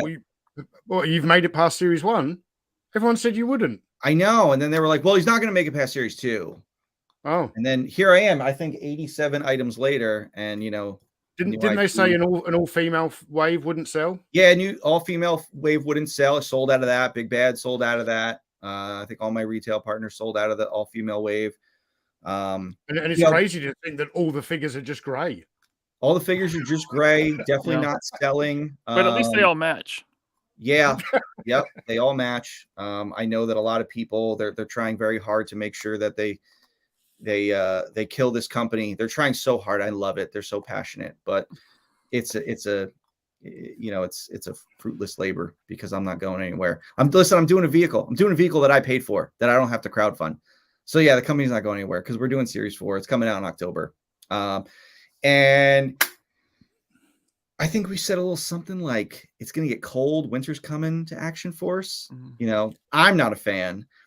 But after we showed this at Valaverse, it seems like you guys are very excited for this. And I said, well, if you're going to go Arctic, you go all in. You don't just do one figure with bendy weapons. You go all in and you do a bunch of Arctic items. So first things first, we have an Arctic Steel Brigade. It is a Big Bad Toy Store exclusive, part of Series 4. Very, very cool. Big Bad's so psyched about this figure. So it's cool that they kept the trend of Steel Brigade figures by doing Night Ops and now doing the Arctic Steel Brigade. So next, this is everything it comes with. So the same loadout from same before. loadout. Yep, same loadout. The as our knife isn't favorite pictured figures. though. Is that in the? What was that? The knife isn't pictured here. Yeah, so the knife's probably in his sheath on his belt. Okay, so he Yeah. does still come with the knife. Yep. Cool. So everything that the initial ones came with. Now these figures for Series 4 are now moving to blister cards. We did a post on our social media where we showed a couple of these. It is part of our program that we are going to touch on later on about pricing. But also I wanted a way to show more of the figures because our figures come with so much. I wanted you to be able to see more of that, see the whole figure, see all the details. So we are moving to a blister card for Series 4. And I think we're going to try this out. We did a lot of items, a lot of series in the closed box, and it's time to try a little something new and see what works. Maybe it won't work. Maybe it will. We're going to do, there's been a lot of questions on what kind of blister card is it going to be? Is it going to be a Star Wars Black Series or Classified, which are very flimsy and thin, or is it going to be Marvel Legends? Well, it's gonna be like this one, right? Yeah. Oh yeah, just like that. Just like that. Oh. Yeah. No, it will not be just like that. So I'm talking to the factory, telling them that it has to be a thick And veiny. What was that? And veiny. Yes, and veiny. Yeah, thick and veiny. Nice head on it. Yep. So hey, listen, Ryan, you started. I just finished it for you. Yeah, don't start it if you don't want it finished. Like the bell end. No, so the Marvel Legends blister cards, I went and bought all of them just to see. And now the Marvel Legends one is one giant piece that folds over the tray. So it's not that with the tray heat sealed to the card, it folds over. So it makes the card a double thick card, which is way more expensive, and it's almost too thick. And then it's hard to get the bubble off. Like you got to rip that card to shreds if you want to do that, or cut it with an X-Acto knife. But we're going to go in between the two of them. It's going to be a nice, robust blister card with the heat seal tray cover on it. Not around the edges, though. Not around the edges. No, it doesn't wrap around the blister card like a 4 Horsemen card so that you could put it back on. It's, I know, again, I'm not going to be able to please everyone because there's going to be somebody that wants the Marvel Legends version. There's going to be someone that wants the 4 Horsemen version. There's going to be someone that wants this one. So, guys, sorry, man. I'm doing it the way I'm doing it. So, this is going to be heat sealed to the blister. And again, you can take an X-Acto, you can cut the card off if you want to just, scrapbook and keep the blister card like Ryan does. They will all have the file card. They will all have action points, nice cross sell on the back. The Arctic Steel Brigade has its own exclusive packaging as we get into the next one. Awesome. Very cool, right? Yeah. So in addition to the Arctic Steel Brigade, we have another Arctic Trooper coming. And what is a trooper without? Next one. Oh, wait, sorry. An Arctic gear pack. But yeah, let's back up with this one for a second. This is our basic trooper, but he comes with an extra head now. So not only will you get the white and the black head, you will also get the new goggles head that we are introducing into the line. So this is now an awesome value that you're getting with this trooper because it comes with the goggles head. And that's for $21.99? We'll see. Okay. Don't give it away. We'll see at the end. All right. So here's the Arctic gear pack. And then next slide will show you exactly what it comes with. It has a new scar that Mark did for us, which is great. So some of our existing gear in Arctic colors, which is very fun. Now this gear, I did a lot of research on real world Arctic military gear. And guys, they don't just wear just white.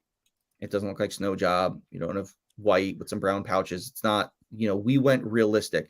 They all wear this sort of, I guess you would call it minty green on their gear. And that's because of the reflections in the snow create this color. So that's how they all blend in. So this is based on real world coloring. So Raymond, go do your research. This is why it has that color. And now you know. Yeah, there's a bunch of people who've asked that, and I've been trying to respond to them just in the comments.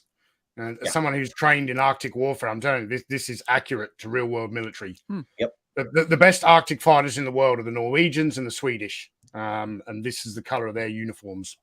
Yep. Cool.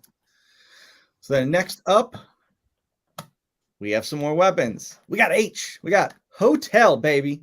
Hotel. Hotel will have all Arctic themes weapons.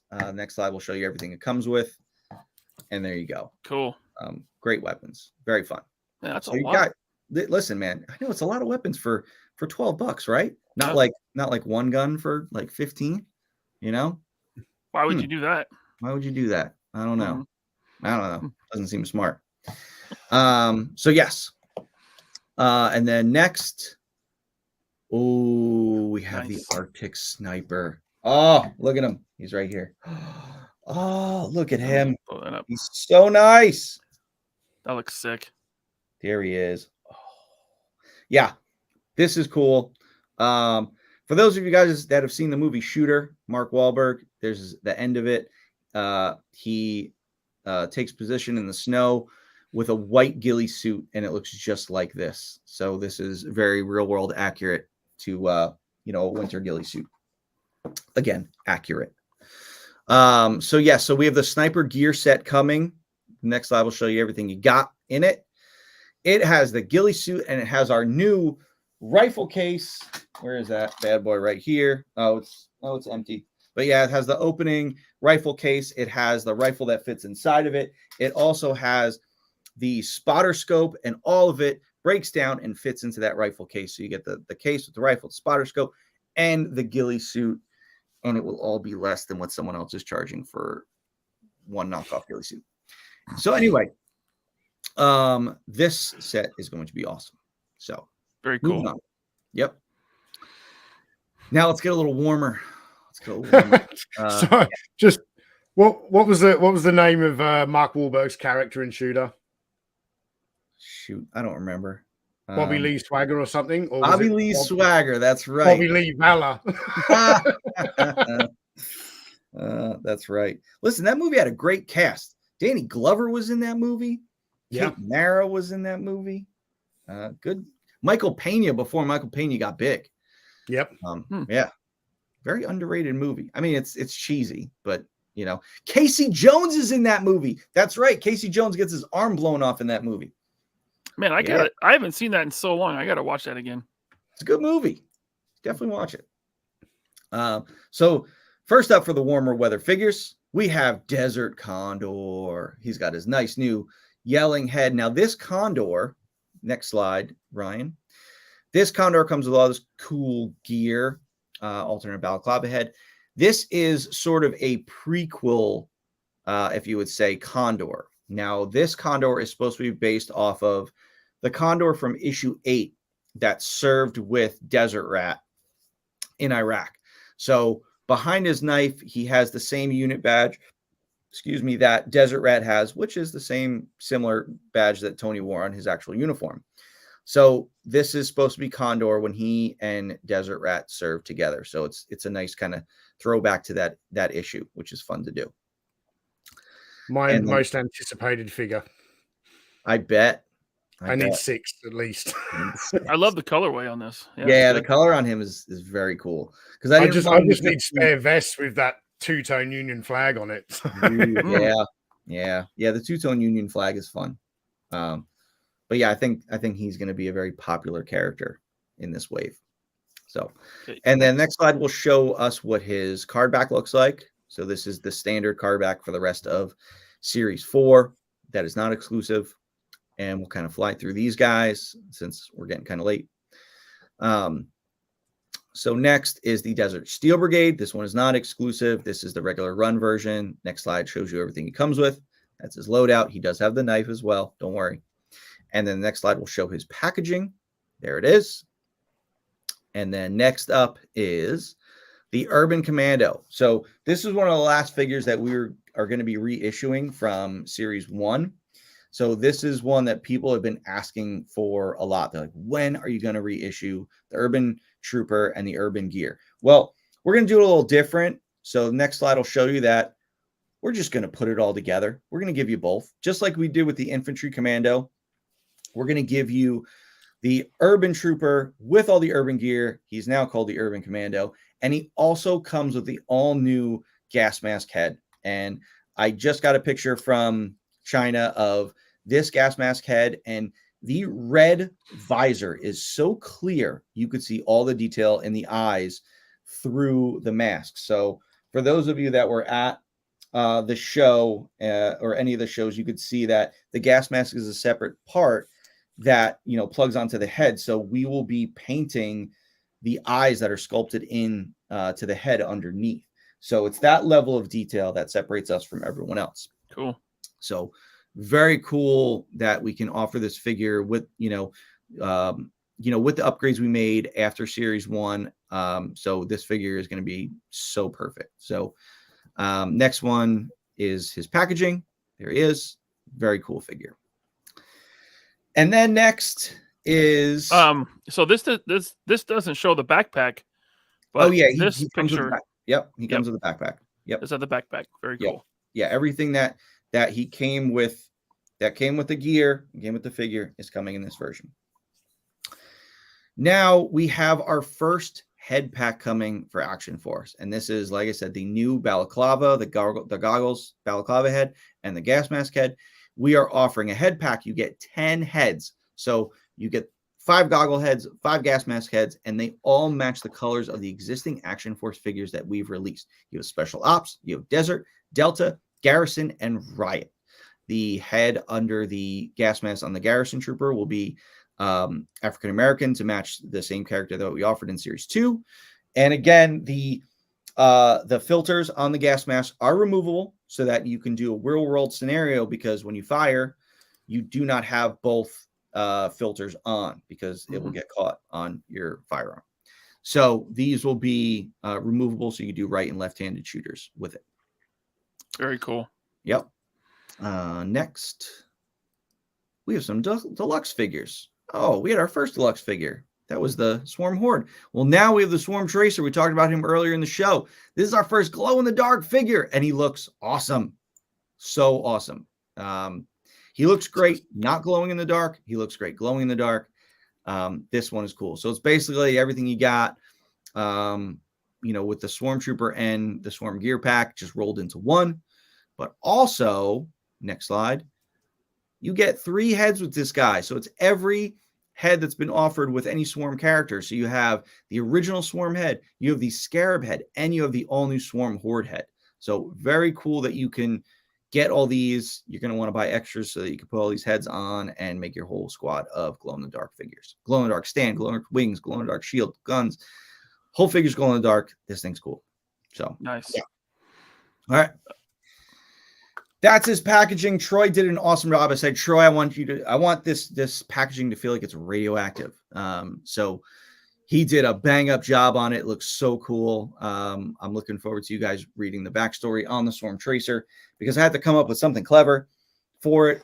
Same thing with the Horde. So it's always fun to come up with the write-ups for the Swarm characters, because they're almost like myths. So you have to treat it as like someone reading it as if it's a myth and they don't really know anything about them. So this is Did they fall into a vat of toxic chemicals? They sure did. Yep, they sure did. All right. And then next we have probably the most anticipated figure of the whole series. And go to the next slide. That is our Blowback Deluxe Sniper figure. You guys have seen it at the show. I've shown it on social media. You have an all-new Blowback figure with two-tone camo, tons of camo on him. He's got camo all over his face. And he now comes with an alternate head where he's got one eye shut, like he's looking down the barrel of that scope. So he's got the balaclava head, and he's got 2 unmasked heads. He's got all his gear. He's got his spotter scope. He's got his rifle case. He's got the all-new rifle. He's got an additional rifle with him with removable mags. He's got his stand. Oh, and he's got his soft goods ghillie suit. This figure has an unbelievable amount of stuff with it. We showed what the tray looks like, all packed out, and people went nuts for it. This figure has so much with it. So yeah, that's him. And then I think we have this package. Is that 2-tone or 3-tone camo? Oh wait, is it 3? Hold on, It looks I got like him 3. I got him right here. Hold on. No, it's 2-tone. Well, because he's got the base color of his BDU, and then he's got 2 tones of camo. So it's kind of like Yeah, so you've got 2 different color deco hits plus the color of the plastic, which creates a 3-tone look. Yeah. Yep. Looks good, man. Oh, Looks dude, good. it's so cool. Like seeing him with the ghillie suit on and stuff is it's so awesome. And then the next slide, I believe, is his packaging. Yeah. Ooh. Cool. That's his packaging. There's some of Quentin's art on the side for blowback and on the file card. And then that shot was taken in my backyard.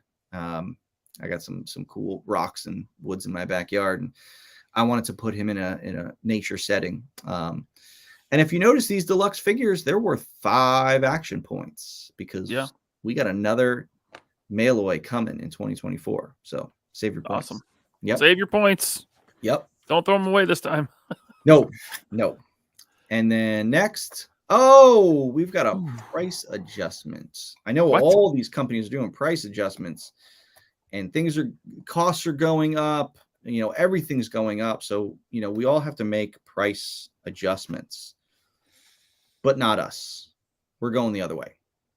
So we're giving you these items currently at $12.99, but starting with Series 4, we are dropping that price to $11.99. So, guys, I said this during the panel at Joe Fest. This line has gotten so successful. This line is so popular, and it's because of you guys. You guys have made it this way. And when the line gets popular, your MOQs go up, and when your quantities go up, your costs come down. And I'm not going to pull a Super 7 and raise the price on you. I'm going to lower the price on you because I believe in giving back to the actual consumer and not screwing the consumer over.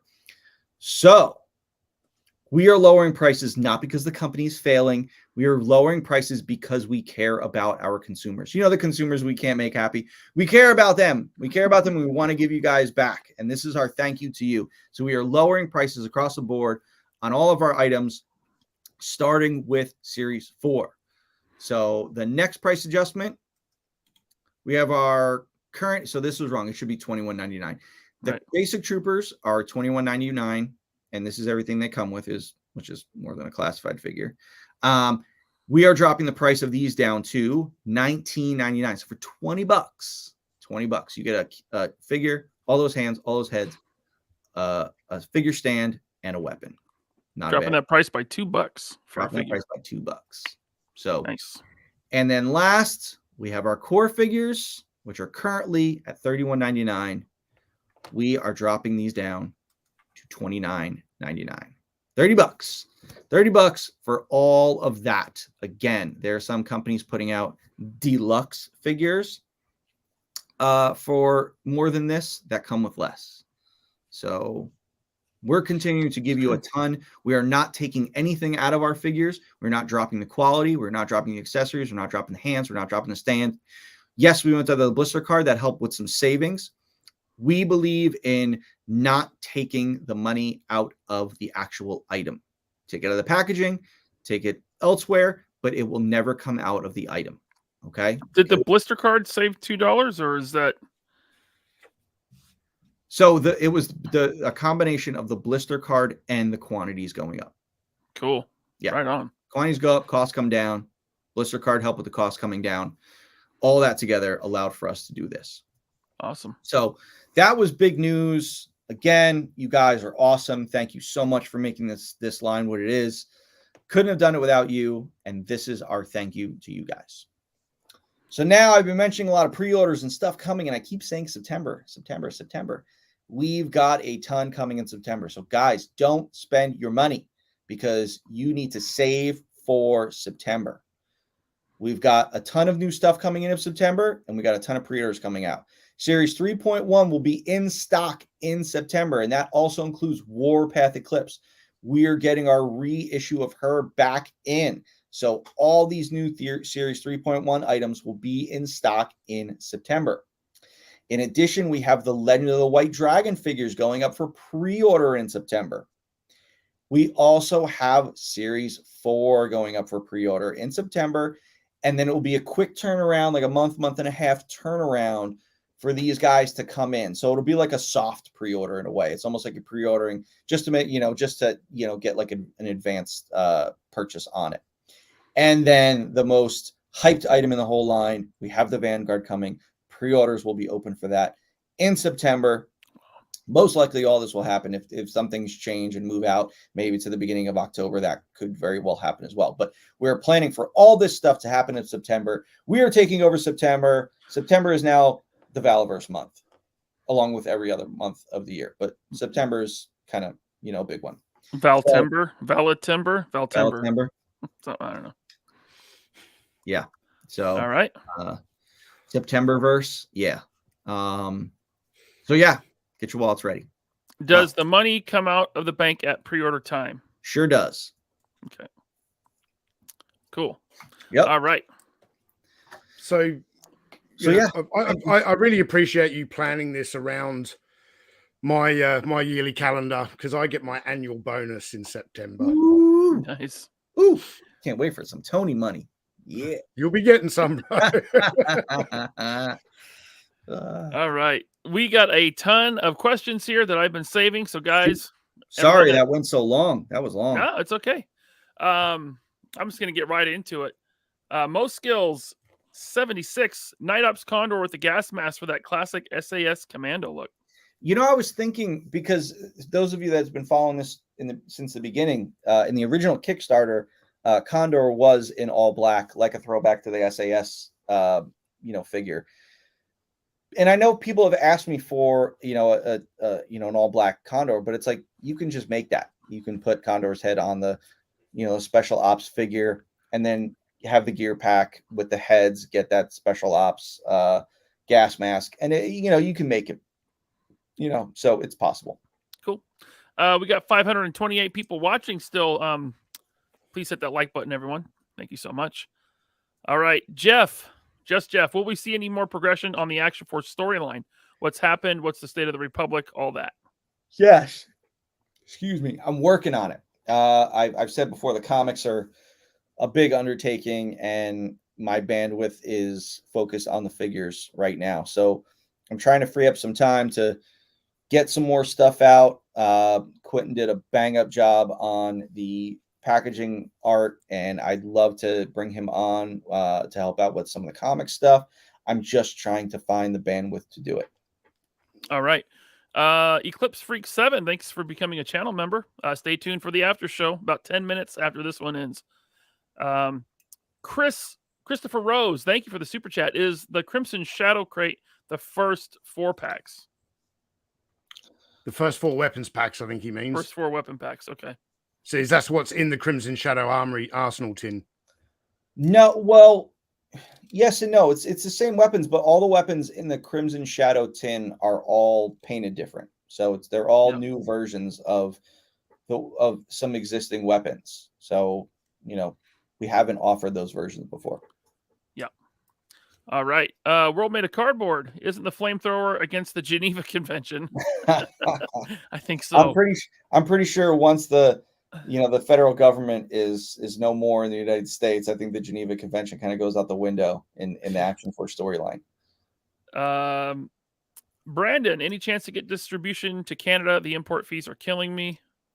Yeah, we have E-Collectibles, Heroes World, and Toy Snowman are our 3 Canadian distributors. So go to those guys, and they'll be able to help you out. All right. Tony Robles, thank you for the super chat. Happy to see a honey badger. See that? That? I thought you'd like that, because I think you've mentioned the honey badger before, and I was like, I should get that in the line. Yep. Thank you, Tony. Mark was excited to do that one. Cool. Very excited. Jeff W. Thank you for the super chat. Bobby, for Weapons Pack J, you should call it Jeff to honor all the kick-ass Jeff Action Force fans, and include a sweet, luxurious mullet headgear accessory. I'm pretty sure that would go against the military alphabet. What is J? Yeah. Juliet. All right. Thank you, Jeff. Philip has a question. Hey, Bobby, will the lever action shotgun have shells on it too? No, because the shells are inside. They're inside the tube. Okay. Come on. You know that. Come on. Nictimus Prime wants to know, will the lever action move? No. The lever action will not lever. All right. Eclipse Freak, thank you for the super chat. just became a member. Yes, thank you very much. Bobby just received my 2 Swarm Hordes. Beautiful figures indeed. Awesome. Glad you like them. All right. Thank you, Eclipse Freak. Stuart would like to know if this sells as well as you think, would you go for the newer model Rezvani vehicles in the future? Listen, I love the tank. Don't get me wrong. I love it. But after, I signed on with Rezvani and I put work into doing the tank, they came out with the Vengeance. And I was like, oh, man, I totally would have done the Vengeance first. But The Vengeance is cool. that just means that I can do the Vengeance later. The Vengeance is unbelievable. What's their dually? Is that the Rhino? The 6-wheel? The Hercules? The Hercules, yeah. That one's cool too. Yeah. Thank you, I Stuart. think after we get a Vanguard, we might need a vehicle for the Swarm. Yeah. Yeah. Jay Solo Arts. You're already working on one, aren't you? Model over here somewhere. Knew it. Jay Solo Art. Like everyone will lose their mind over that now. Don't show it yet. It's too early. No. Get the first one out. Jay Solo Arts, thank you for the super chat. He says, what is the Tamiya paint color and code? It's a secret. I can't tell you. Okay. Thank you, Jay. Drew G, Bobby, can the doors come off? If so, door upgrades? Yeah, the doors can come off. I mean, door upgrades? How do you upgrade What a do you door? need to upgrade doors? Yeah. Bolt holes? I don't know. Well, yeah, maybe. Let's see. Okay. Thank you, Drew. Impossible Pie, are there tampos on real life vehicles, Tony? Well, they don't tampo print them, but we use stencils and we literally spray paint. Because when a vehicle gets reassigned to another unit, they'll paint over whatever symbols are on there and then use a stencil to repaint. But it's not a stick-on plastic decal, that's for sure. Jay Solo Arts, thank you for becoming a channel member. Appreciate you. And Jeff has a question. Bobby, will Vanguard be injection molded in the main color and accents painted, or the entire vehicle getting paint? TBD. I think we got to figure that out. I mean, I think I got to look at the cost sheet. What we had planned. I'm pretty sure it's molded. The color, yeah, the tan and the gray will be molded color, and then all the black will be painted on. Cool. All right, Robert's Infinite Realms. Bobby, what is the pre-order policy? Do we pay up front or when the product ships? We answered that. You pay up front. Yep. Yeah. Zoe Vargo says Desert Rat add-on, beer bottle and stogie. You got a stogie with Siege. Your Siege, yeah. Yeah, I don't smoke cigars very often. Not with tobacco in them. Wow. I'm kidding. I don't know. Timothy Hans, thank you for the super chat. Bobby, what about an add-on kit that comes with damaged, blown up, or bullet hole drawers and doors without tampos? I feel like there was like 2 questions in one there. I think I mentioned about blown up parts but I mean, the bullet hole thing is cool. I remember the old Exo Squad figures came with decals that were bullet holes, which was fun. But again, I went through how I hated decals. But, it's like if you do, I thought about putting dents and dings and bullet holes like molded in. Then I thought, no, some people will probably want clean version. But again, I can't please everyone. So some people are like, no, I want bullet holes in it. And then someone's like, no, I want clean version. I went with clean. That's the joy of customizing. If that's the kind of stuff you want, get into customizing. Start learning teaching yourself some modeling skills on. If you don't already have them. I think that's the right choice. Going, with a nice clean vehicle, and then people can do as they please with it. But just offering all those different options to people, it's a lot to ask. Yeah. All right. Eddie Brock says, will Atlas still fit in the top even though he's a larger figure? Fit in the turret. Oh, yeah. Yeah, he'll fit. Listen, we're not doing it like, guys, I'm not trying to shit on Classified. Before you go and lose a gasket over this comment, I just want to let you know I'm making, I'm presenting an example. I'm not just trying to shit on Classified. I just bought a scrap iron the other day, so fuck off. Their roadblock. I felt he was too big. Like he was huge. Like if you look at the size of Duke, and if you say Duke is a 6-foot character, if you did the proportions, Roadblock was over 7 feet tall. And it's like, that's not right. Like he wasn't 7 feet tall. I made Atlas to be proportionally, I believe, 6'4", whereas if one of my characters is 6 feet, Condor is 6 feet, Atlas is like 6'3", 6'4". He's just, a guy that just works out more. He bulks up. He's not ridiculously huge like Roadblock is. Just an example, guys. Don't lose your shit. All right. Snot Lips, can white dragon heads be swapped on Action Force? No, they cannot. And do you know why they can't? Because we made the head size the same as the Lightning Collection. Oh, boom! That's a really good idea. I forgot to mention that during when we were talking about White Dragon. Yeah, we felt that there would be more Power Ranger fans that will be getting these rather than, and then putting them with their Lightning Collection rather than putting the White Dragon figures with their Action Force figures. So we made sure that the Lightning Collection head or the peg on the White Dragon figures is the same size as the Lightning Collection. I have taken Lightning Collection heads and popped them right onto Action Force bodies, but their ball peg sizes aren't consistent in Lightning Collection. So I think that some will fit on an Action Force body and some won't. So I don't know. We'll see. But that's a good idea to make it more compatible with Lightning Collection because the JDF fans are going to want to do that for sure. Yep. Let's see here. Drew. Bobby, I know you are waiting to see if these sell well, but have you done any rendering of the troopers? For what? I think the new Series 5 troopers. Yeah, I'm working on all that stuff right now. Okay. Star-Lord wants to know, not sure if Ryan, have you reached out to Jason Font? Who's that? I don't know. I don't know who that is. That is. Happy accident. Will the driver have a signature weapon like mini classic RAH vehicle drivers did? Still working on that. Okay. We just answered that. That one was in there. Thank you, Greg. EH, thank you for becoming a channel member. Appreciate you. Darth Gar would like to know, do you have the ability to make Action Force movie figures of Joe Anoi? Did I say that right? Anoi? Yeah. And Tom. Roman Reigns. And Tom Budgeon, if they're in the movie, or will WWE contracts interfere with that? You don't think I'd put people in the movie if I couldn't do their figures now, would you? Come on. All right. Come on. Impossible Pie is a cost. We answered that. Jeremy, thank you for the super chat. Action Force is a dead line. I never see them on the pegs at Target. Nutlick. Well, hey. Good one. Well, hey, I'm pretty sure the new blister cards have a peg hole in them.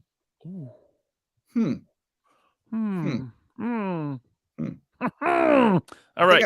I think I have a call with somebody who represents one of those big companies this week, I think.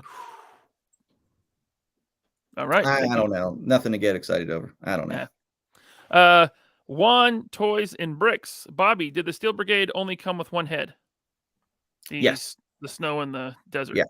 Yep. The first Steel Brigade came with the optional gold head. But that was a Kickstarter thing. And then the reissue came with 2 heads, and now these ones have 1 head. Right. But Night Ops came with 1 head as well. Yes. Yeah. All right. Robert Diaz, are we going to see another backpack set? I've been thinking about that. It was a successful item. It wasn't, didn't knock our socks off, but we sold out of it. So that was good. We sold a lot of them. And then like some figures come with backpacks. I should probably offer more backpacks. I think maybe I'll do that. Cool. Yeah. Is Valaverse making Power-Con a regular thing? You bet. That show was great. That was a good show, man. Yeah, that was a good show. Will there be a Special Ops Black Trooper like that one soon? Will there be a Special Ops Black Trooper be coming out like that one soon? I'm not sure what trooper he was talking about, but there's new bodies coming, so I imagine there'll be new troopers. Yeah, we'll be doing something. All right. Impossible Pie, can the sniper lay down and look straight out with the gun? That's the prone position, right? Yeah, you can. Yeah. Cool. Mobile Recluse wants to know, will Series 3.1 be available in other retailers? Yes. Okay. But why does that matter? Buying from Valaverse should be your top priority. Or helladopetoys.com. No. Okay, not them. Not Hella Dope. No, they're fired. No. Trying to think who was the bloody Pandora for? Was it Aaron or Ted? I don't think they paid for it. I think Aaron bought it. Yeah. That's right, but I don't think he paid for it. I think I gave it to him. I don't think he paid for it. What? Aaron? I'll have to put that on his bill. Aaron, you'll have to send a $30 super chat right now. That's a $45 figure. Okay, $45 super chat. Make it 50. There's, a late fee. World Made of Cardboard. Thank you for the super chat. Bobby, as I said at Joe Fest, you have done a fantastic job with Action Force. Thank you. Tony needs to order 4 Vanguards, 2 colors, 2 weapon systems. There you go, Tony. Yeah, well, You listen to I got John. a bonus coming. Okay, thank you, World Made of Cardboard. Figure Fever, thank you for the super chat. Appreciate you. No message though. That's okay. BSC Geek, thank you for the super chat. Any plans for an Action Force playset? Let me get through a vehicle first, man. Come on. It would be cool. I thought you said the pre-order model was no longer being used. Listen, Neil, make sure you report on this at his tank because I know you love doing that. Yeah, we tried. I'm going back and forth. I'm seeing what works. I'm seeing what doesn't work. Again, I said it.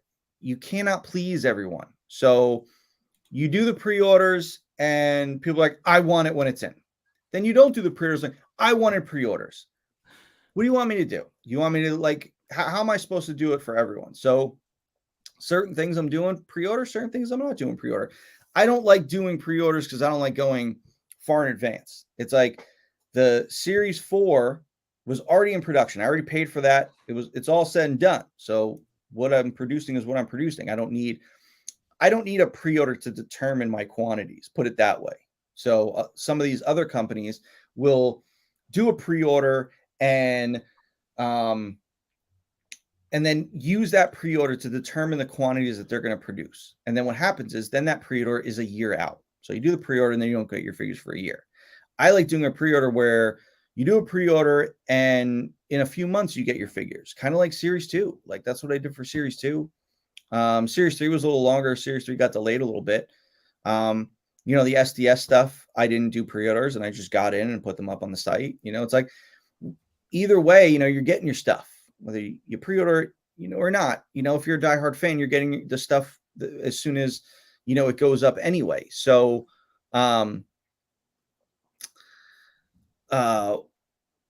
it's like I do what works best for, the what I have planned. The Vanguard is going to be a longer pre-order just because, yes, we have a certain amount of quantities that we committed to with the factory, making those no matter what, whether I sell 10 units or 5 units or 100 units, I'm making the what I had already signed on to with the factory. The pre-order is to determine if we need to get more, because say it sells more than I had accounted for, I want to be able to produce more. So the vehicle is an unknown, which is why we're doing a longer pre-order for it. So, yes, I had mentioned stuff about the pre-order kind of going away, but now I'm bringing it back. There's no rules against that, right? All right. Greg Fenstead says, Black Knight here. I thought your payments were Nerf ammo. That's not acceptable currency here. Not for a bloody Pandora. And then we have one last super chat here. A World Made of Cardboard. Thank you so much. He says, also, I think Atlas looks kind of like Ryan in gray. Okay. Put a beanie on and we'll see. Yeah. Maybe I secretly just wanted to put Ryan in the line. And I might have a beanie. I didn't ask his permission. I just did it. All right. We got to wrap this up. We got more super chats coming in. Jesus. Okay. KBA, thank you, sir. Any chance for a hat gear pack? I need an Indiana Jones hat for Desert Rat. Buy Short Round. Short Round comes with the Indiana Jones hat. It's the only figure in the line that does, with the removable one, I mean. We don't need an Indiana Jones hat in the Action Force line. Thank you, KBA. Channel members, stay tuned for the after show. Thank you, everyone, so much for tuning in. I hope you enjoyed the show. We'll see you in 2 weeks. Anything else before we... Bobby, Tony, anything? I think I'm good. It's time man. for action. It's time for action. Time bitches. for action. Later.